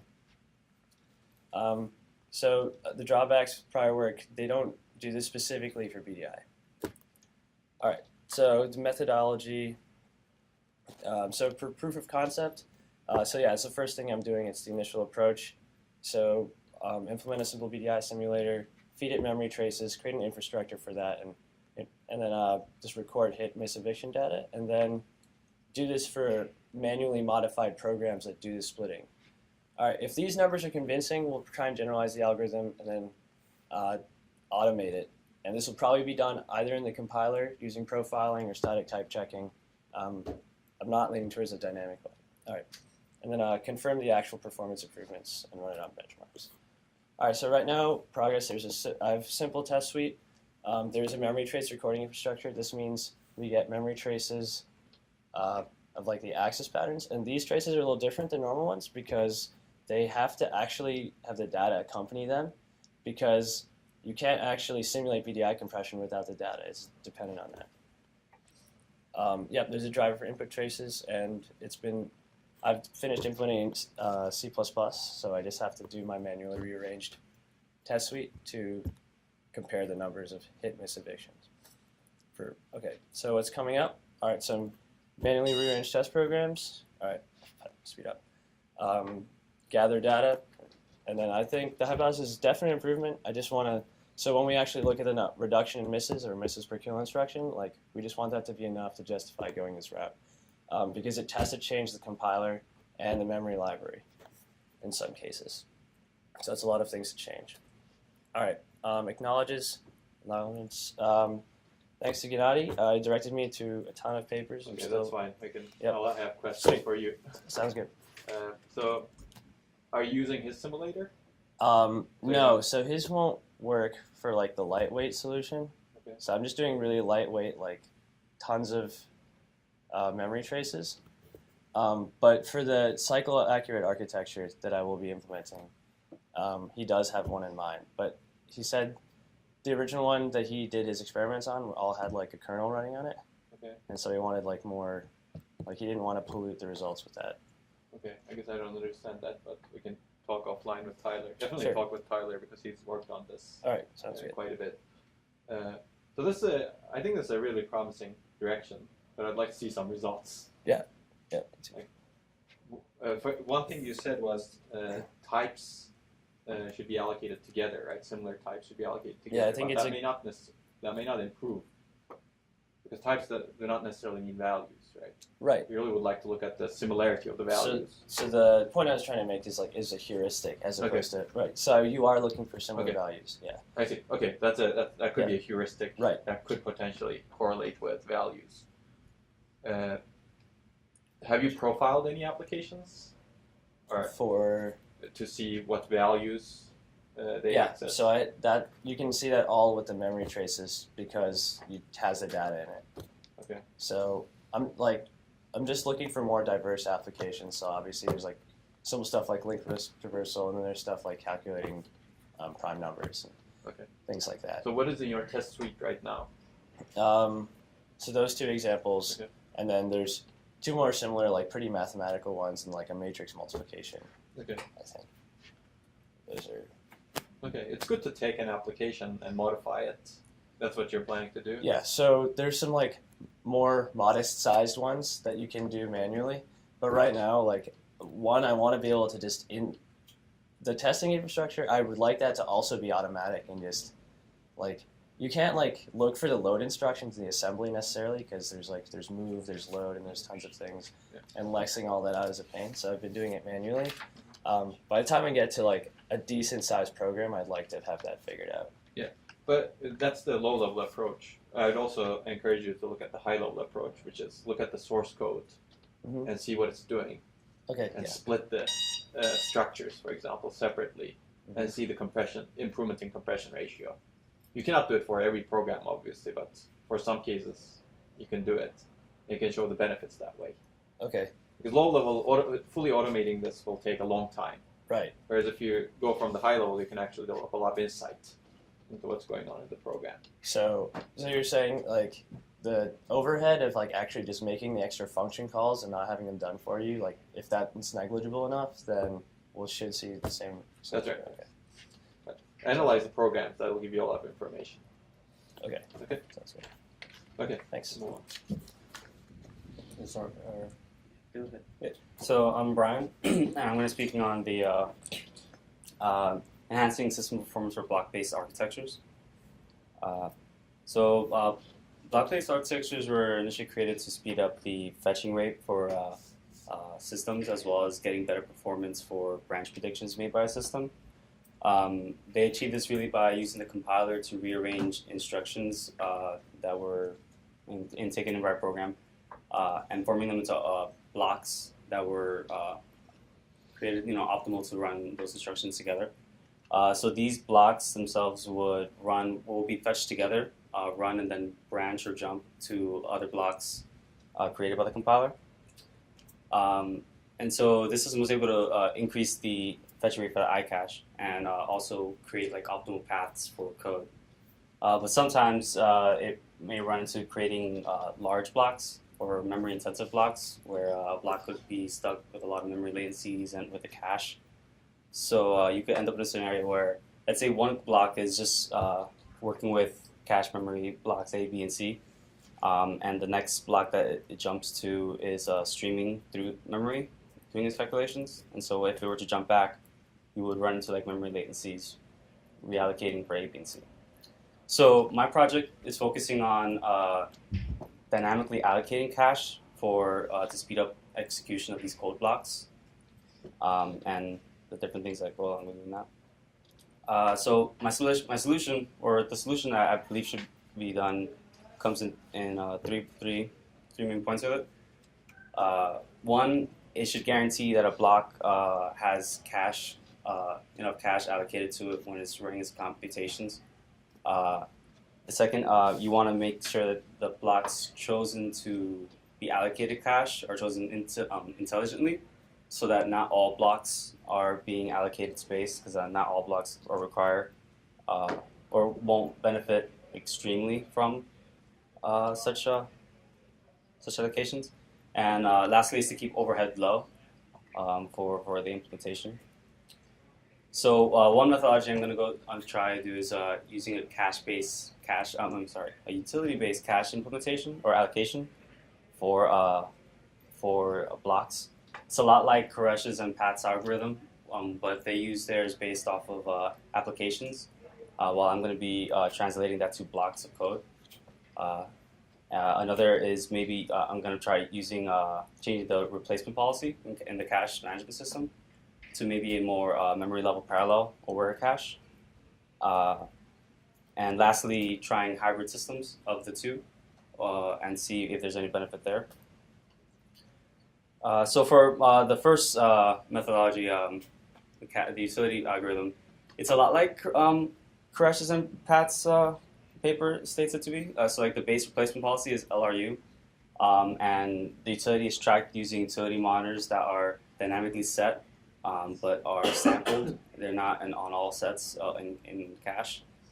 But where I'm changing it from application, where the translation comes into play is on how much of this information is stored. So for Koresh's and Pat's paper, they applications where they wouldn't be an infinite source of applications, or they could be, but almost unreasonable. While with blocks of code, it's more likely to happen, where you'll have tons of blocks formed by a compiler for just one program. So I don't want to store all the utility information for each of the blocks and create that kind of overhead. So what my system is going to be doing is choosing, and right now is naively doing it, but choosing blocks to keep information for, this like utility information, and better allocate for those blocks, while the other blocks are just kind of defaulted to a regular kind of partition about the utility management. Yeah. So and all this information is also set and is kept only for a certain amount of time. It's not kept throughout the whole entire program. So there's that.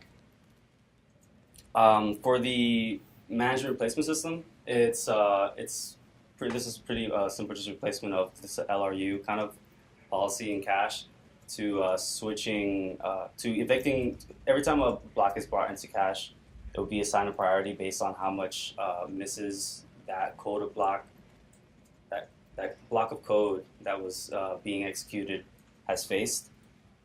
So from all these misses, it will allocate that block of cache a certain priority to prevent eviction later. And so this would be updated every single time a new block of code is come into execution. And then lastly, a hybrid system where maybe using the utility-based partitioning in cache with maybe a tournament-style replacement system, not just an LRU, and seeing if that will bring in a lot more benefits than the other two algorithms.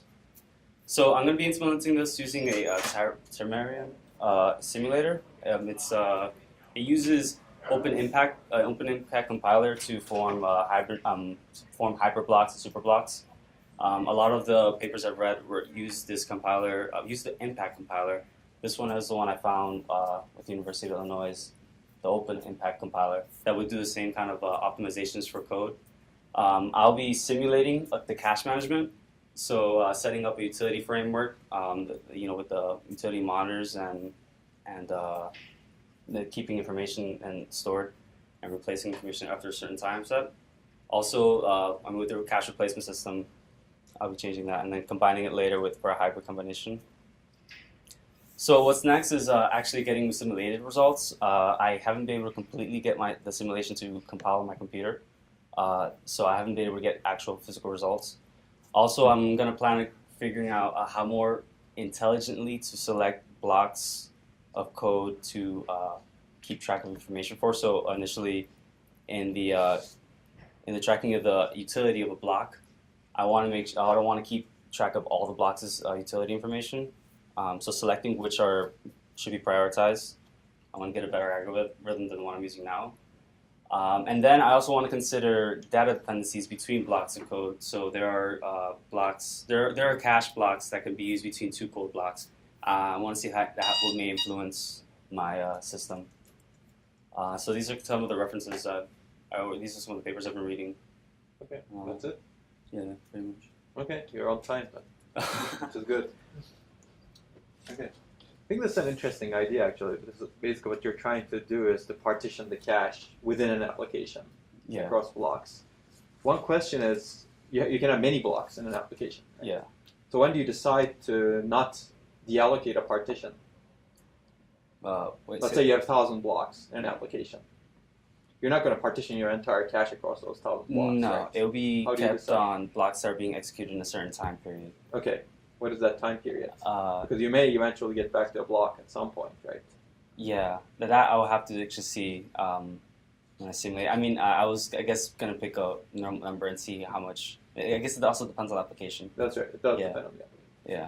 What kind of block mechanism are you going to use? Super blocks? Because trimaran actually can generate super blocks. Yeah, that's what I was going to start off with super blocks and Okay. then see the effect that that hyperblocks may have Okay. in hyperblocks. Sure.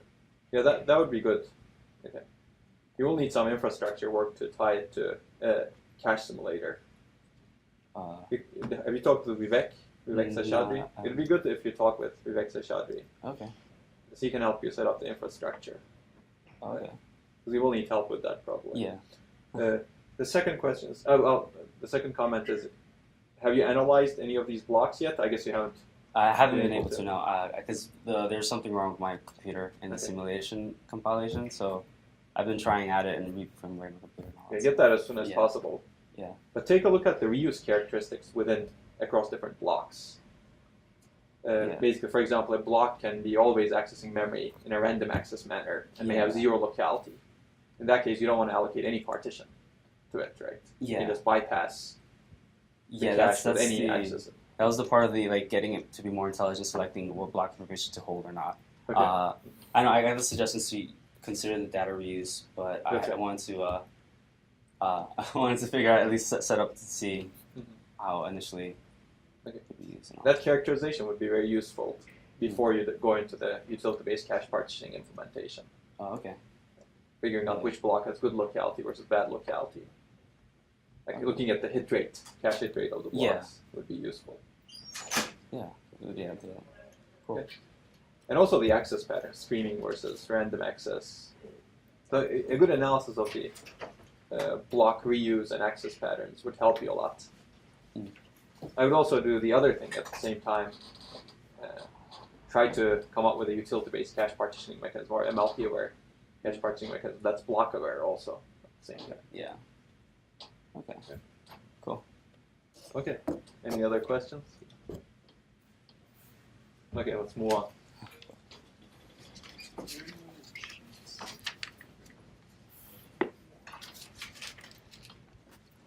Make sure.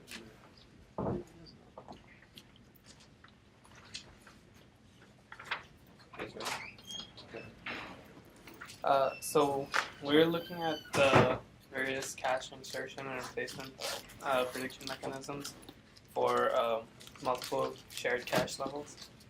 The background basically is that there are various algorithms present for shared cache management, particularly for L2 caches, L2 level. And that's basically what most of the papers that we've read talk about in terms of their performance numbers. Just look at one level.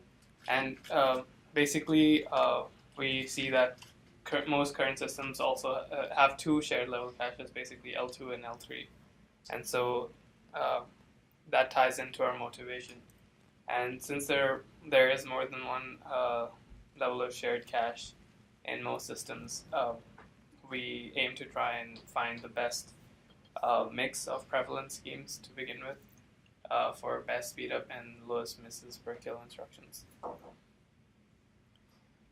So since we switched to this topic from our old topic, so we re-revised our goals, obviously. And so to begin with, we'd like to implement at least 5 different cache management strategies and try them out for the 2-level caches.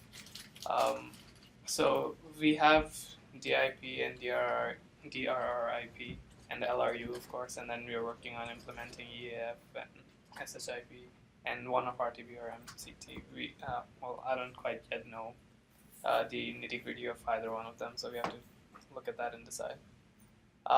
And so once we do that, then mix and match all these cache management strategies to find the best combination for the two levels.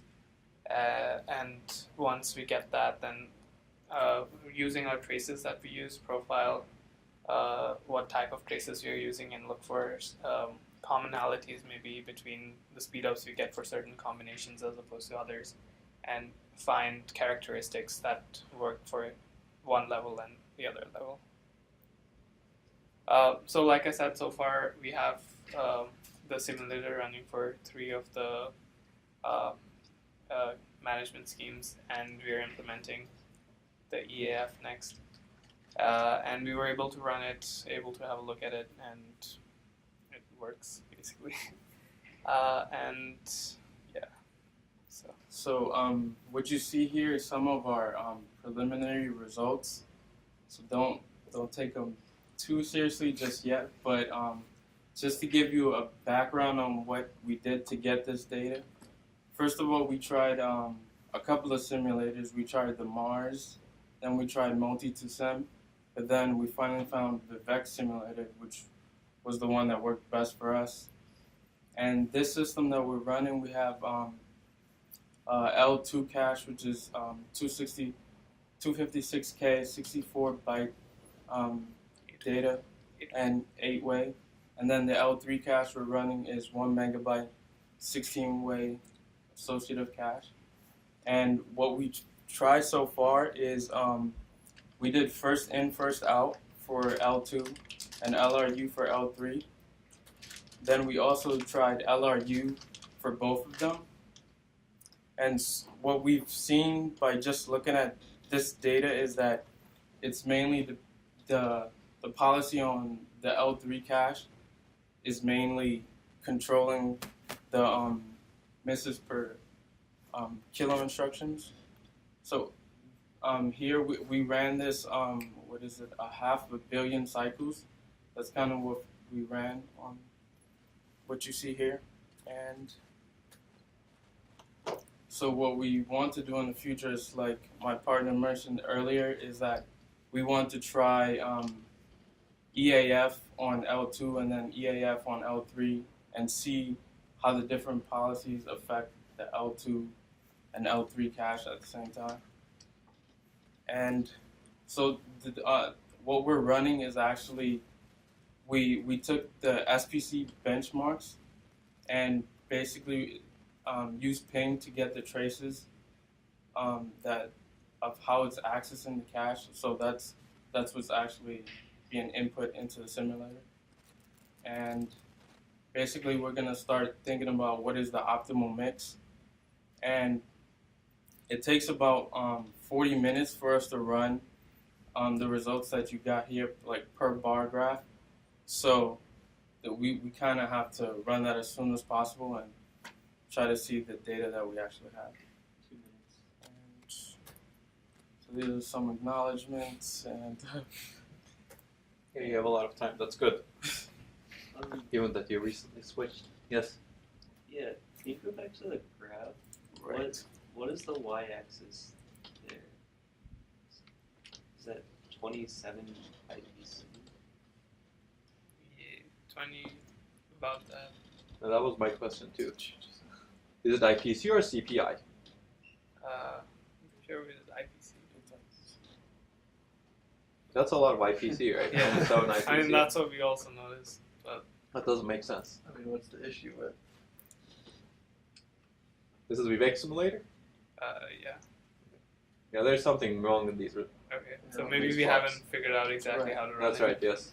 Yeah, be careful about putting what data you put on a slide.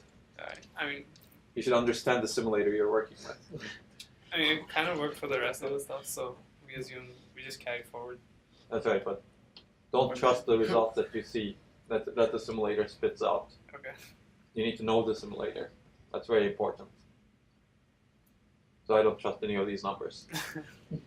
That's okay. You made good progress given that you just started almost.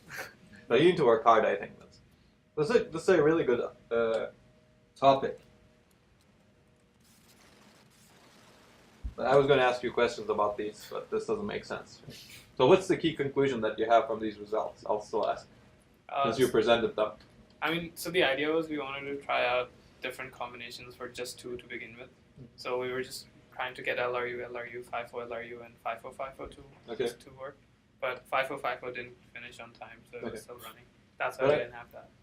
But so far, based on just these two, we kind of noticed that although the FIFO LRU has more misses per kilo instructions slightly and less instructions per cycle slightly, it's very similar to LRU. Mm-hmm. So far, just based on this, we kind of guessed that L3 management dominates. Okay, but don't trust these results yet. You should really understand the simulator, what's going on underneath. That's my first feedback. The second is, when you're going to present these results, put the different mechanisms together. So right now I need to switch between 2 slides, right. FIFO LRU and LRU to figure out what's the difference, right? You really have to put them together. Right. But basically find a better way of presenting the data. Because IPC and MPK probably don't belong in the same graph. That's right, yeah. You should have separate graphs like L3 MPK, L2 MPK, IPC, and different mechanisms compared within each of the graphs. You might not look at other partitioning mechanisms too. These are, for example, utility-based cache partitioning. So I mean, yeah, that was, once you have the basic 5 that we were going to look at, then expand to some more. What's the plan? Now I'd also look at the partitioning mechanisms. You don't need all of those at the same time. You just need the top few, like EAF, evict address filter, DRIP, for example. Okay. And you should have the evict address filter implementation in the simulator. It wasn't there. It should be there. And DRIP is implemented as well. DRIP is there, but EAF wasn't there. So I was actually working on EAF last night. Okay. We should really talk with Tyler then. Yeah. Tyler and Vivek and Jenna.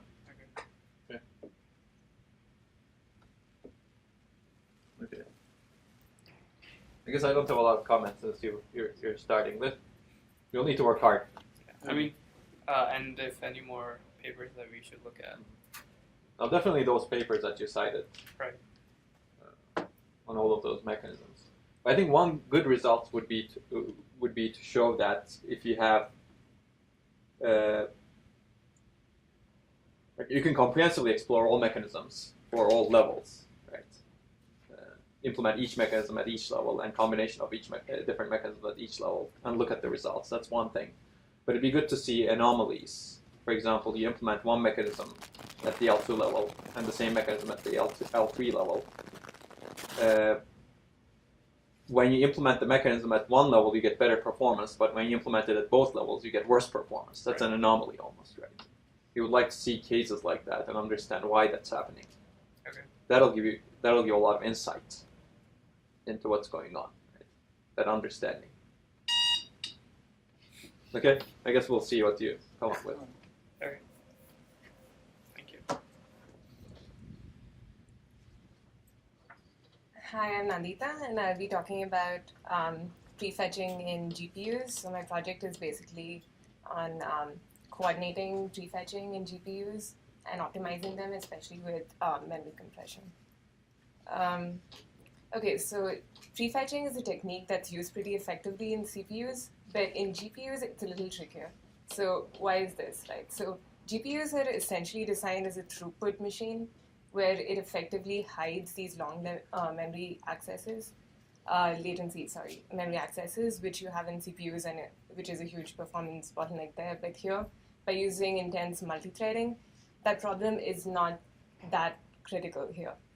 But it still does make a difference, because if you don't have enough threads to hide this long memory access, you could still end up stalling the GPU, and you can end up with a lot of underutilization of compute resources. Okay, so why could prefetching be a big challenge in GPUs, right?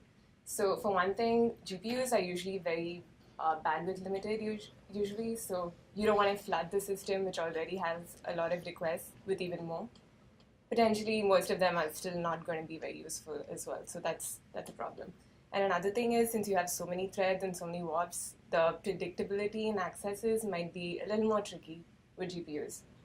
And maybe GPUs just don't need prefetching, right? If it can just sufficiently hide all these long latency accesses with its multi-threading, maybe you don't need it. And also in GPUs, relatively, the size of the caches are much smaller. So if you bring in a lot of useless data, you could just pollute the cache and reduce a little locality that you already have. So also you increase the contention and all the resources like the interconnect, the buffers, queues, etc. at various levels. So all of these are issues with prefetching in GPUs, a little more exacerbated in GPUs and CPUs. Also timeliness is another factor here. So these are the biggest challenges with prefetching in GPUs. Okay, so memory compression. Memory compression pretty much works off the observation that a lot of the data in memory typically is redundant and similar. So you can actually store the data in a compressed format. And this essentially saves you a lot of bandwidth and reduces energy and gives you, of course, more data space. Okay, so what's interesting is there a synergy between memory compression, prefetching, and scheduling? Can you do something that works off each other and you get better results overall?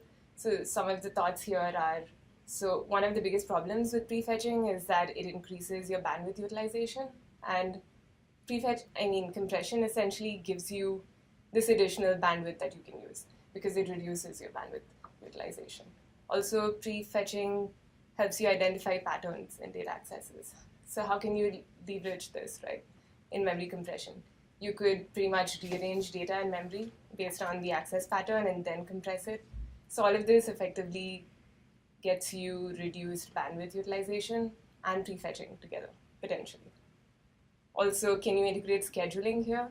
Can you schedule warps based on what locality you see via prefetching and the way data is compressed in memory? So these are all questions that this project is going to try and answer and kind of find the mechanism to work with all three and get the best performance.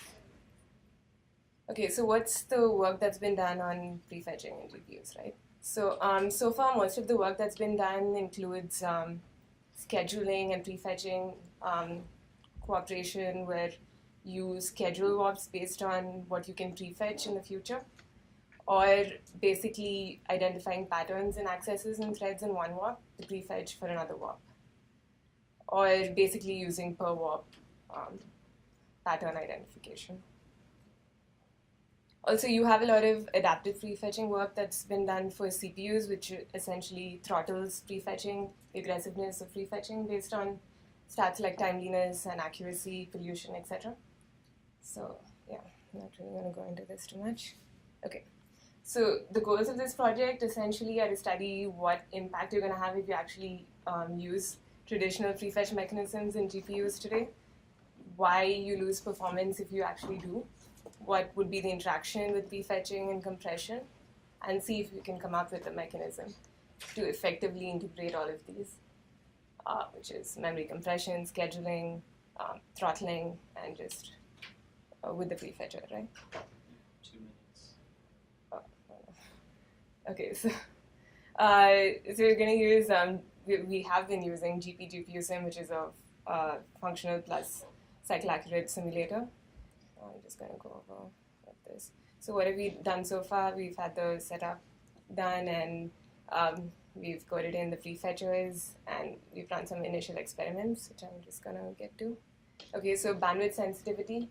So as you can see in many of these applications, if you the performance is actually directly tied to bandwidth.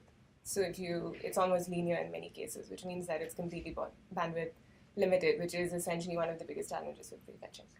Okay, so some of the initial results, these are just very preliminary results, but so this is with an X-line prefetcher and an L1 prefetcher, right? So these are some of the applications. As you can see, the first point is the baseline, and as you increase the degree of your prefetches, you actually lose performance.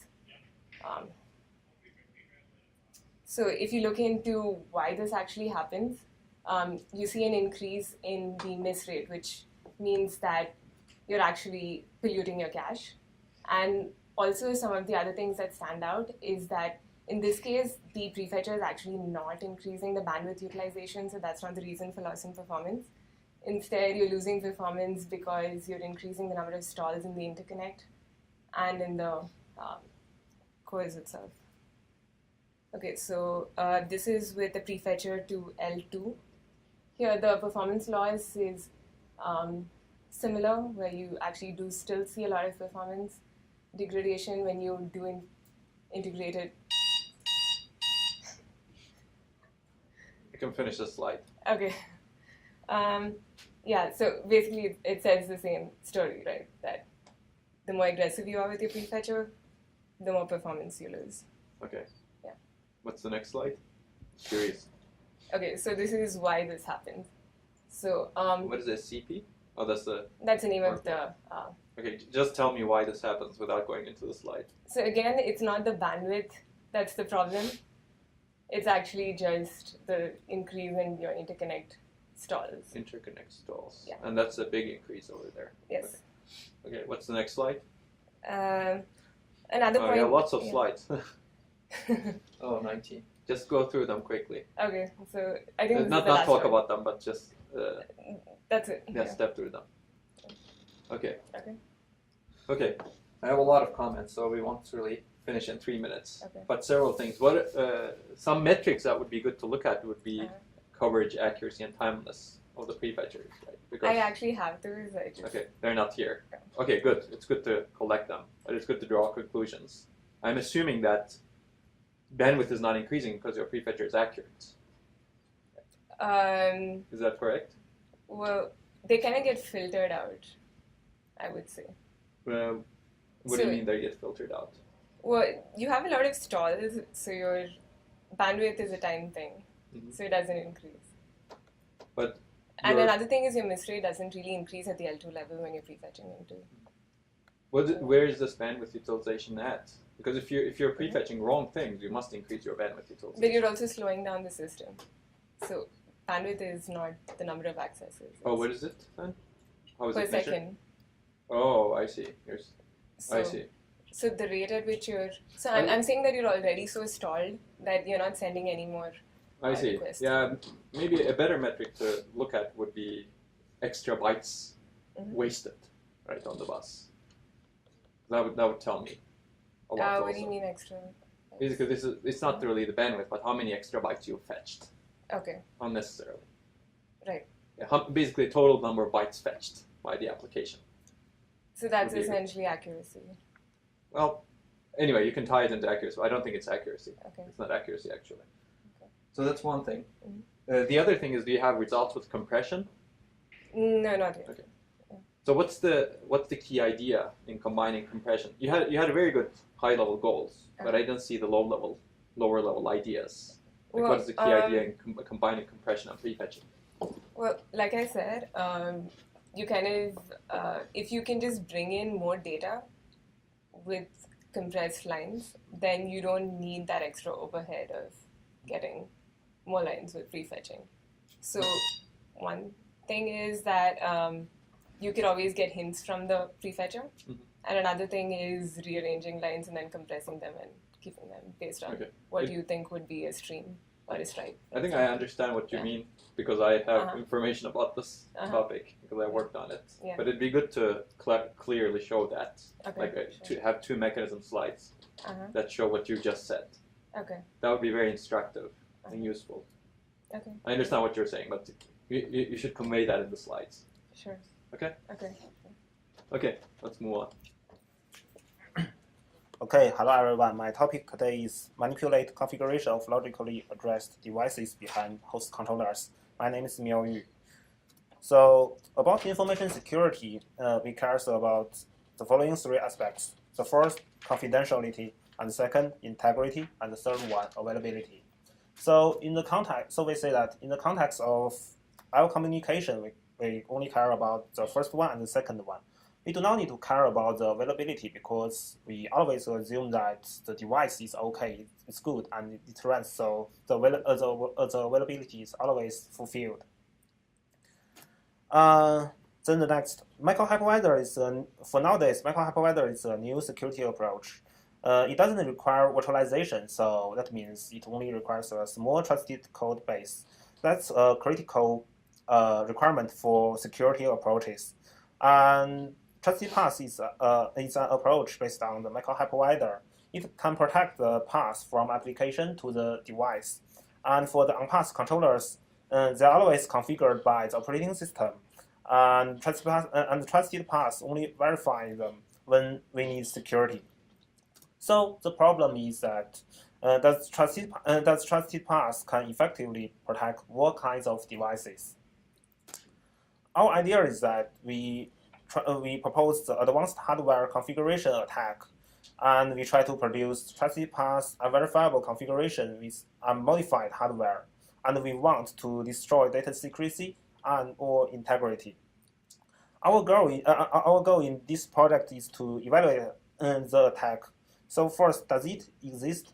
Second, is it stable? And we also want to know its ability. For the challenges, there are several challenges. First, we need to identify trusted path steps. So what computer architecture implications are required? And we need to identify one real-world case to fail trusted path. We also want to find more cases and properly grouping these other device types. So why trusted path succeeds or fails? Trusted paths can protect PCI devices. As we all know that for bus architecture, requests and responses are always broadcasted. When the CPU always broadcasts the physical address, as well as the request. So with such physical addressing, the CPU can know that I send the request and that device gives the response. So the trusted paths can. So with this approach, trusted paths can verify that device's configuration. So how about if there's no such physical addressing? Without such physical addressing, CPU now can only know that, okay, I send the request and someone responds, but not I send the request and that device gives the response. So this gap lies there because without physical addressing, the host controller can only give the logical addressing and it can be dynamically configured. So we say that trust path implication or its vulnerability is that devices on the bus must be physically addressable. And we found a real-world case, the USB case, which is logically addressed. And especially, host controller never checks about the setting address. That means the AHC attack do exist. Next, we'd like to evaluate this attack's stability. So first, when to manipulate addresses. According to our analysis of the USB specification, we point out we should do this attack in the address state, as point here. And next, about the device speed, we found that the closer could be better. And this is because the data toggle mechanism in the USB specification, it can be used as the coarse level multi-packet data synchronization. So if we use closer speed devices, we can get this attack more stable. And for the device distance, we point out it should be far, but not further. It should be far because it cannot be your manipulated device cannot be detected, but not further because we want to bypass the data toggle mechanism. So in summary, AHC attack can be quite stable. 2 minutes. Okay. And next, about the AHC attack ability, we found that we can destroy data secrecy. For the control-in messages, the host controllers always takes the first response. And for the control-out messages, devices with the same address can receive all the messages. So that means you can hide your device and receive data. That means you have lost the secrecy requirement. And for the data integrity attack, we are currently working on this case. In the next step, we want to evaluate the interrupt bulk asynchronous type of messages. And we also want to improve trusted paths to verify these USB-like devices. And we also like to investigate on how about other devices. For example, about Bluetooth devices, it's also like such physical addressing because Bluetooth devices are designed to be portable and dynamically insert in, plug in, and plug out. And that's what. Thank you. Good that you're under time. Okay.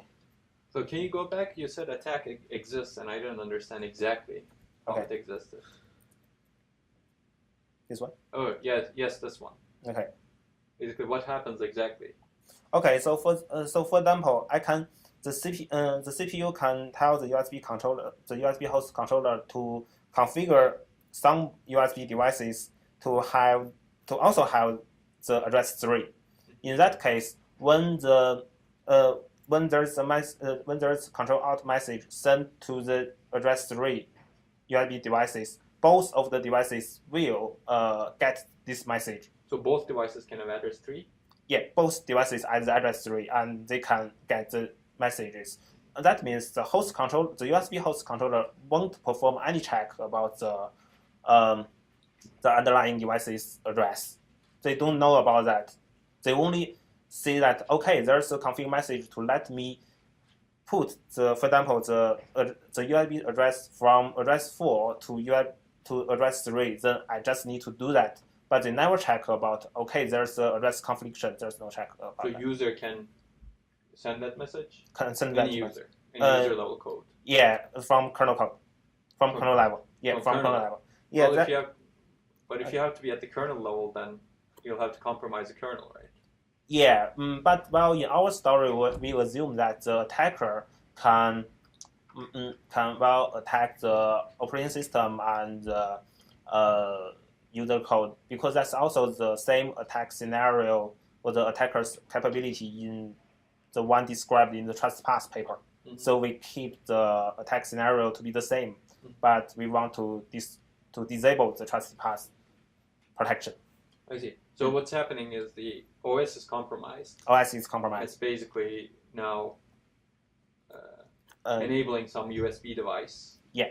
To also get information, secret information. To take the information. Because in the original transit path paper, they aims on the PCI devices, and they say that, okay, for the operating system, for the operating system, you can do anything you can give arbitrary configurations, even such address configurations. But because the transit path can directly talk to the device, so I can get their configurations one by one and verify their fields, and can find out that, okay, there's a confliction and I should give out the exception. I should do these things because there's a conflict, there's address conflictions. But now for the USB case, because the transit path cannot talk to the devices directly, you can only know that, okay, I get the configuration from some devices, but not that devices. So the transit path cannot ensure that there's address confliction. It can only get, oh, there is a configuration, but which devices does it come from?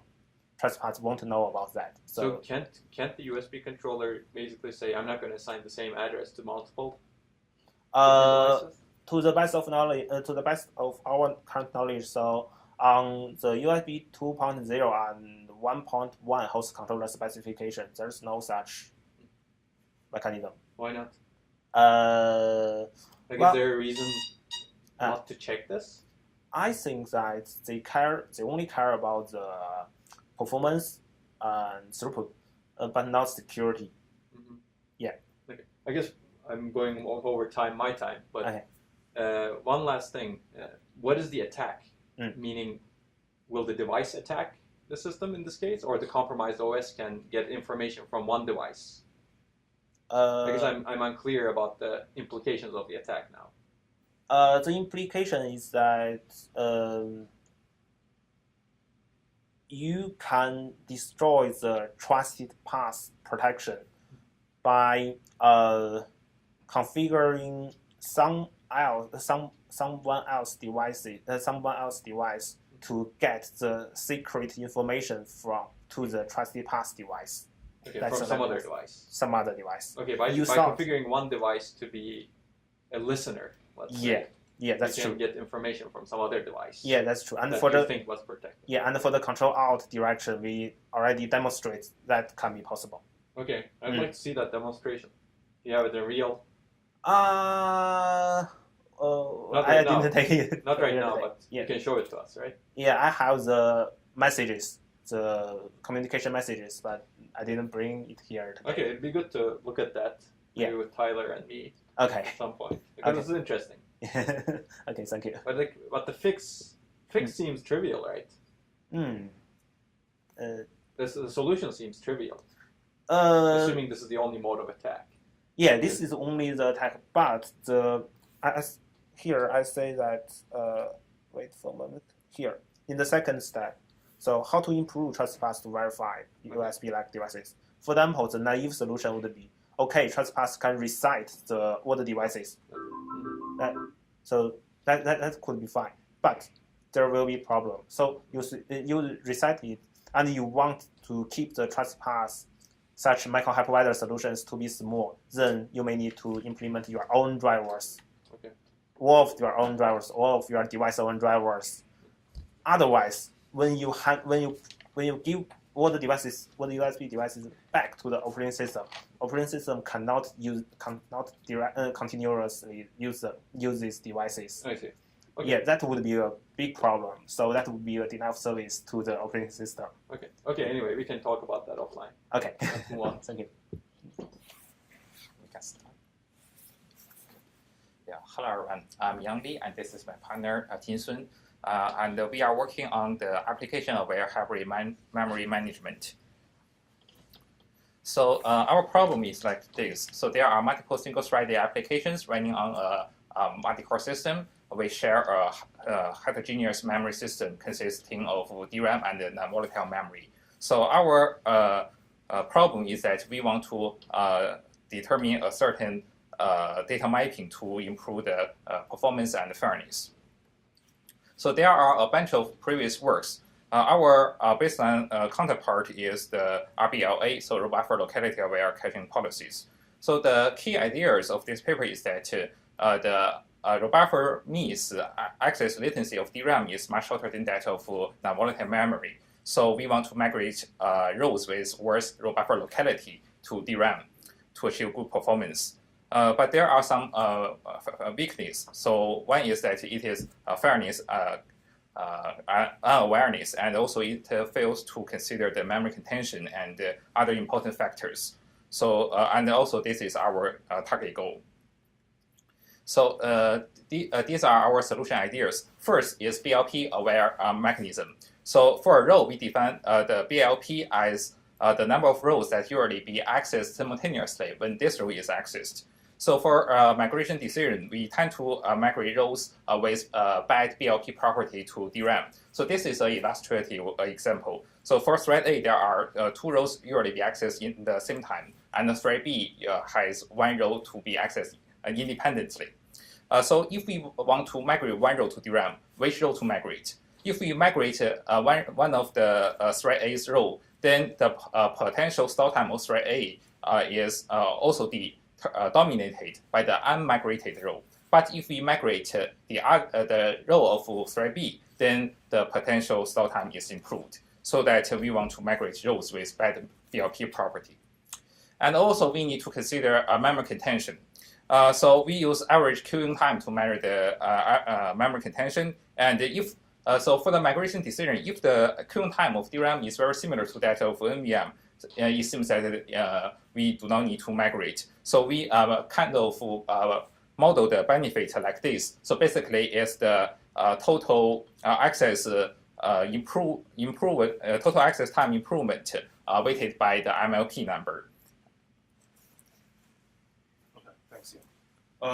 Let me talk about our ideas. It's called 3-class framework. Basically, first we define metric measuring goodness of rows property. Goodness means it's actually an overall measurement of RBL and BLP.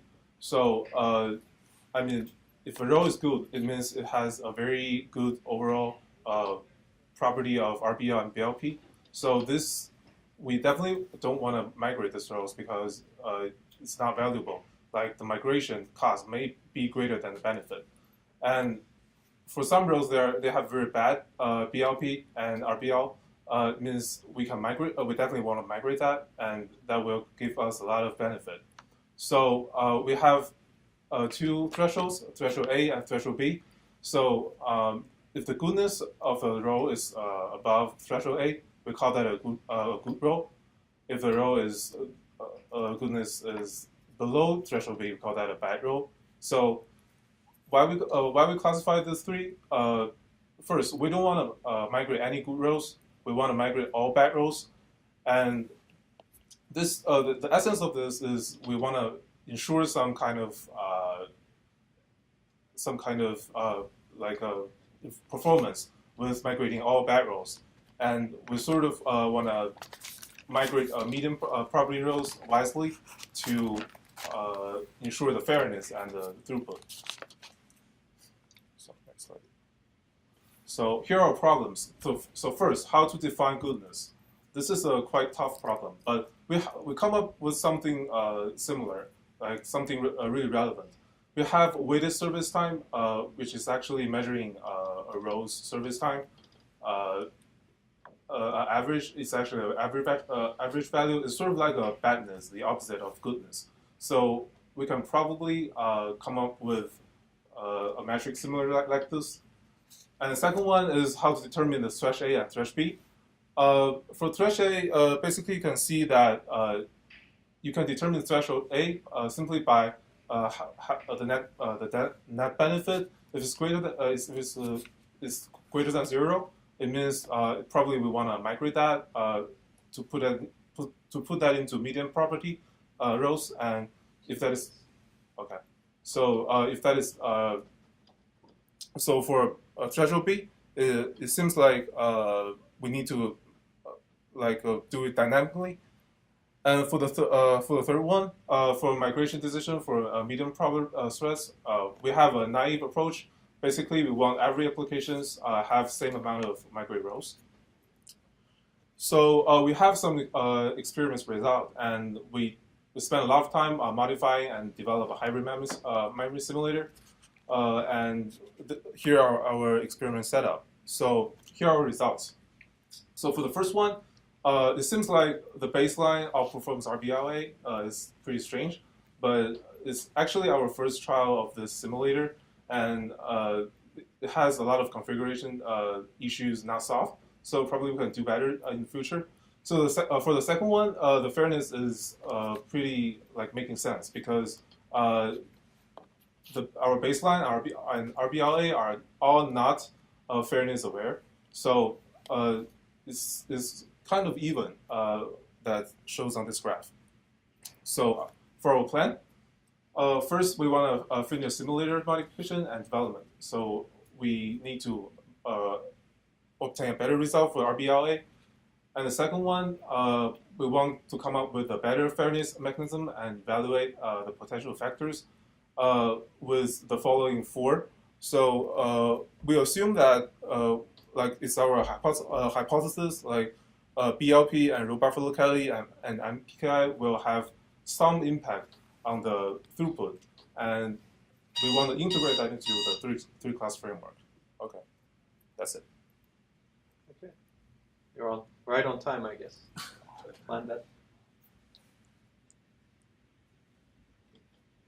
Okay. Can you go to slide 4?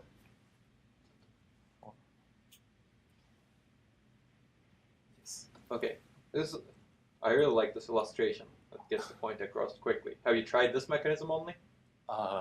Actually, we just finished the implementation of RBLA. Okay, you don't need RBLA to look at this, right? Yes.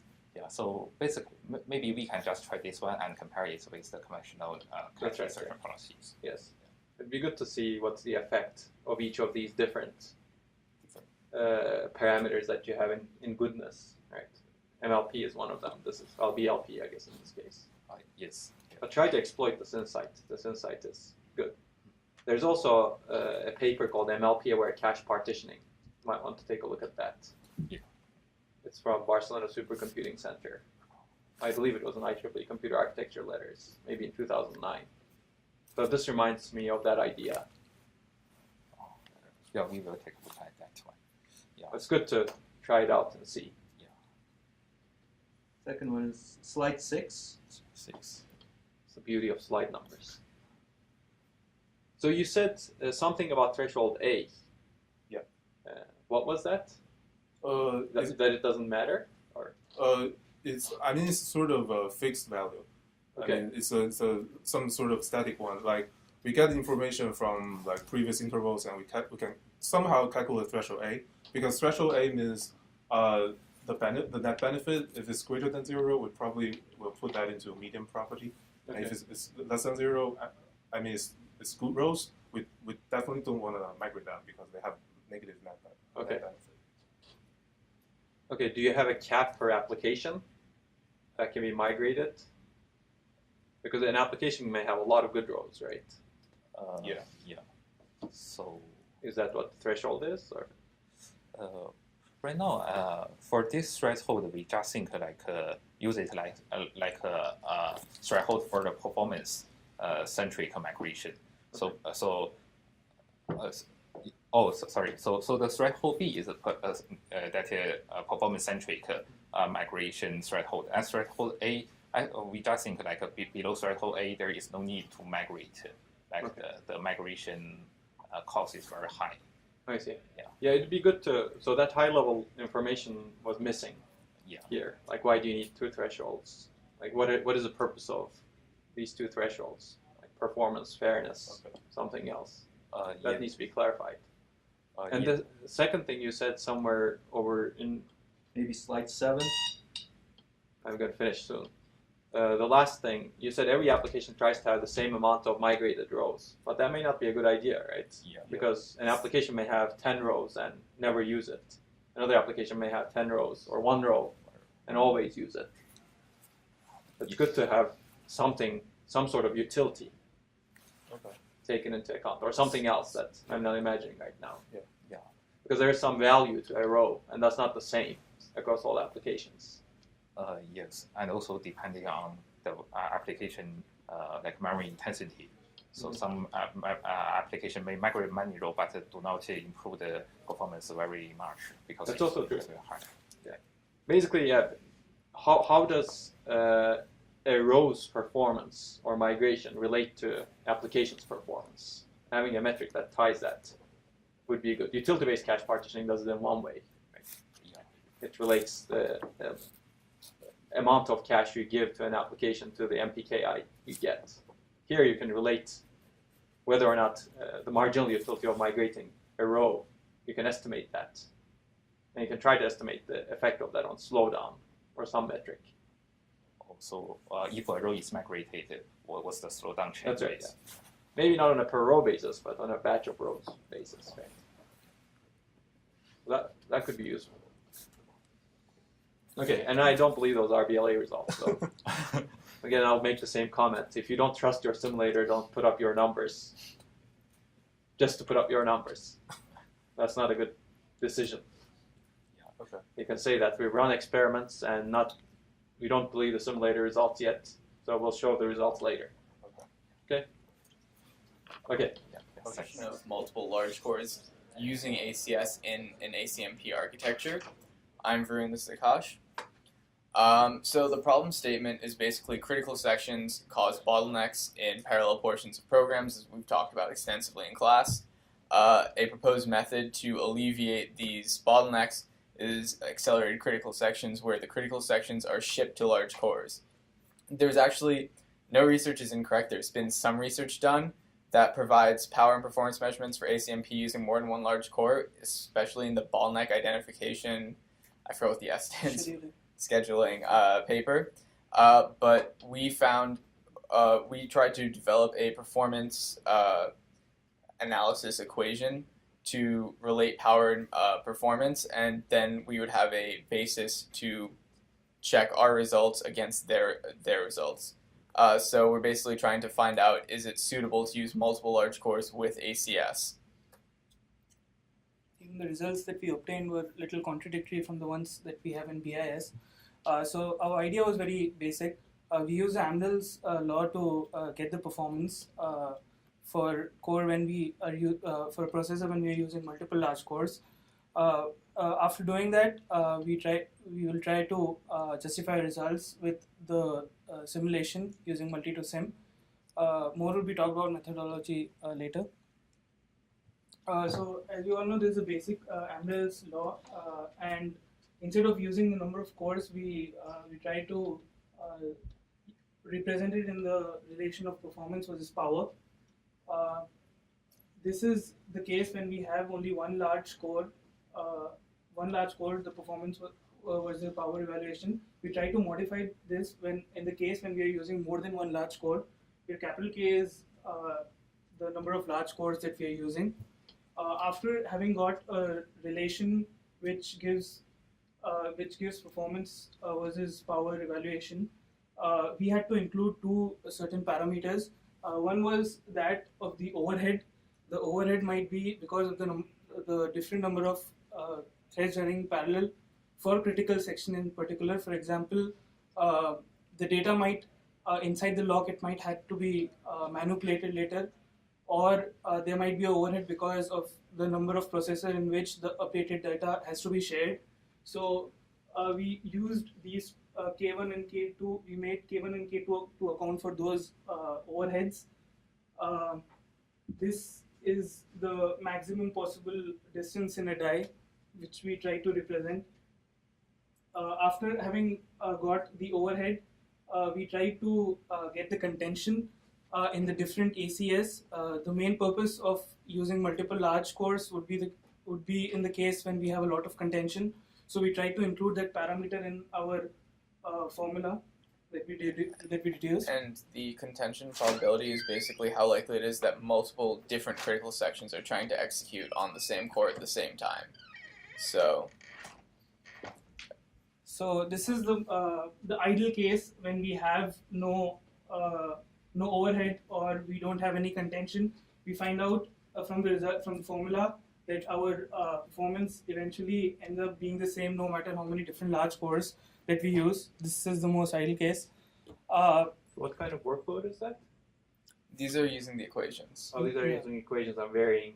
Varying. We use varying parameters. We set all the parameters and then try to deduce this. Finally, we tried using different different contentions. We tried to get our results, and we found out then when the contention is maximum, we took the extreme cases of contention being 0 maximum. So when it is maximum, the performance when we have the large core, which is represented by purple, is maximum when compared in 3 graphs.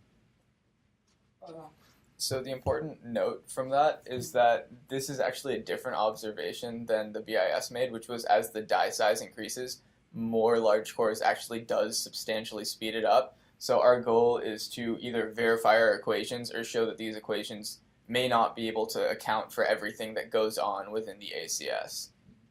So where does die size come in these pictures? So the bottom, I guess the axes are not labeled. So the bottom, so the top is the performance, the y-axis is the performance, the x-axis is the die size within like the size of cores. We're using a scale of basically A is your size of your small core and the beta A is the size of the other core. Mm-hmm. So I think we're using a beta A of the large cores are 4 times the size of the small cores. So basically this is 16 cores and then with 1 big core, 2 big cores, 3 big cores, 4 big cores, and so on. So the die size is increasing as you go to the right. Also, we assume that power is proportional to the area of the die. So x-axis may represent that area. 1.5 minutes. Okay, so we'll quickly talk about simulation architecture. We decided to use multi-to-sim, which was actually not the greatest idea, but since I've made a lot of changes to it now and it's almost working, we're sticking with it. Basically, we're trying to implement ACS, which means we had to change the configuration files to allow for multiple different configurations of x86 CPUs to work. We added a CSRB buffer as an input buffer to the big core, so we send messages to that buffer, and we changed the service of that buffer to basically only service when a packet's been finished and sent, a CS done signal has been sent. Upon reaching a lock, we've adapted it so that the anyways, the CS call is used instead of the acquire lock, and that does exactly what the ACS paper says. It sends the message to CSRB buffer, which then the scheduler wakes up the big core thread, which runs that section. The system, we have not finished implementing ACS. We're very close to it, and we'll talk about that in a sec. The system parameters we're really looking at are the number of big cores, the area of the big cores, and the amount of critical section contention, which is basically what I said earlier, how many critical sections are trying to execute that are different. And the workloads we are using are the BIS or were identified in the BIS and ACS papers because they were already profiled extensively for critical sections, and we plan to also profile them to look at what the contention looks like when we're actually running it. And this is our future work. Our future work is basically the CS done callback, which actually should be able to be done with today. They're almost done, basically. Almost done, and I've been looking into compilers that do function outlining. Okay.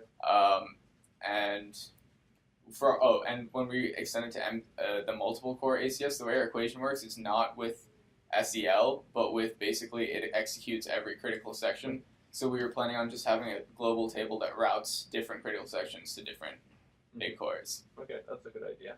Yeah. Okay. By the way, there's no perfect simulator for this, so it's good that you're sticking. Yeah, that was the problem we with what found. you I said looked and at what you multidiscipline understand. and sniper, and then basically I made enough edits on multidiscipline and I was like, it's not worth switching to sniper at this point. It's good that you're sticking with it. Yeah. It'll be too much overhead to switch at this point. Yeah. Okay. How do you know if these equations are correct? Can you go back to those equations? So these equations we got from 2 different papers, and by looking at the papers and the results they got, we ran like numbers on them to see if they seemed like they made sense. And the simulation results that they had made sense. And we also looked up whether or not they'd been referenced by a lot of people. So they were. That may not be. That may not be. But we're right now basing our equations off of which 2 papers? The 2 papers were, what were they called? Sources. Oh, the okay. first 2. Okay. Yeah. No. Okay. So what are the assumptions in the equations? That's one. Okay. There are a few assumptions. So one assumption is. The assumptions, the parallelizable part we've assumed to be 0.75. These are the coefficients which we took as 1, K1 and K2. No, these are, I understand. These are the actual parameters, but what are the assumptions that so go the into assumptions were that, let's see, what was it, the longest thread running when we were using the equation for the one which was taking the most amount of time, there were 2 approaches to it. One was the average amount of time which was taken by the multiple threads, and one was the slowest one. So we took that and tried to get our results. So basically the assumptions are the time is based on the longest thread running instead of the average time running.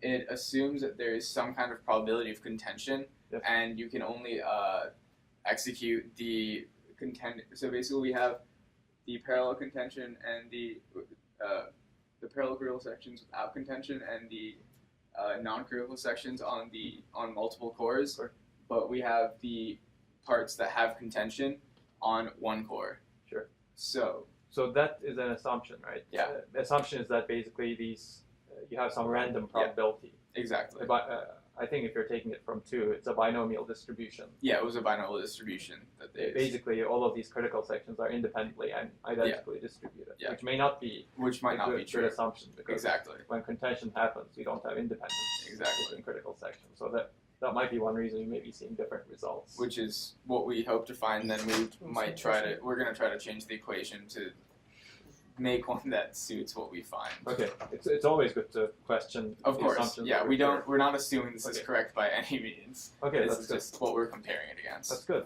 I'm looking forward to seeing your results, especially with ACS and BIS, with some of the workloads that multi-system can run.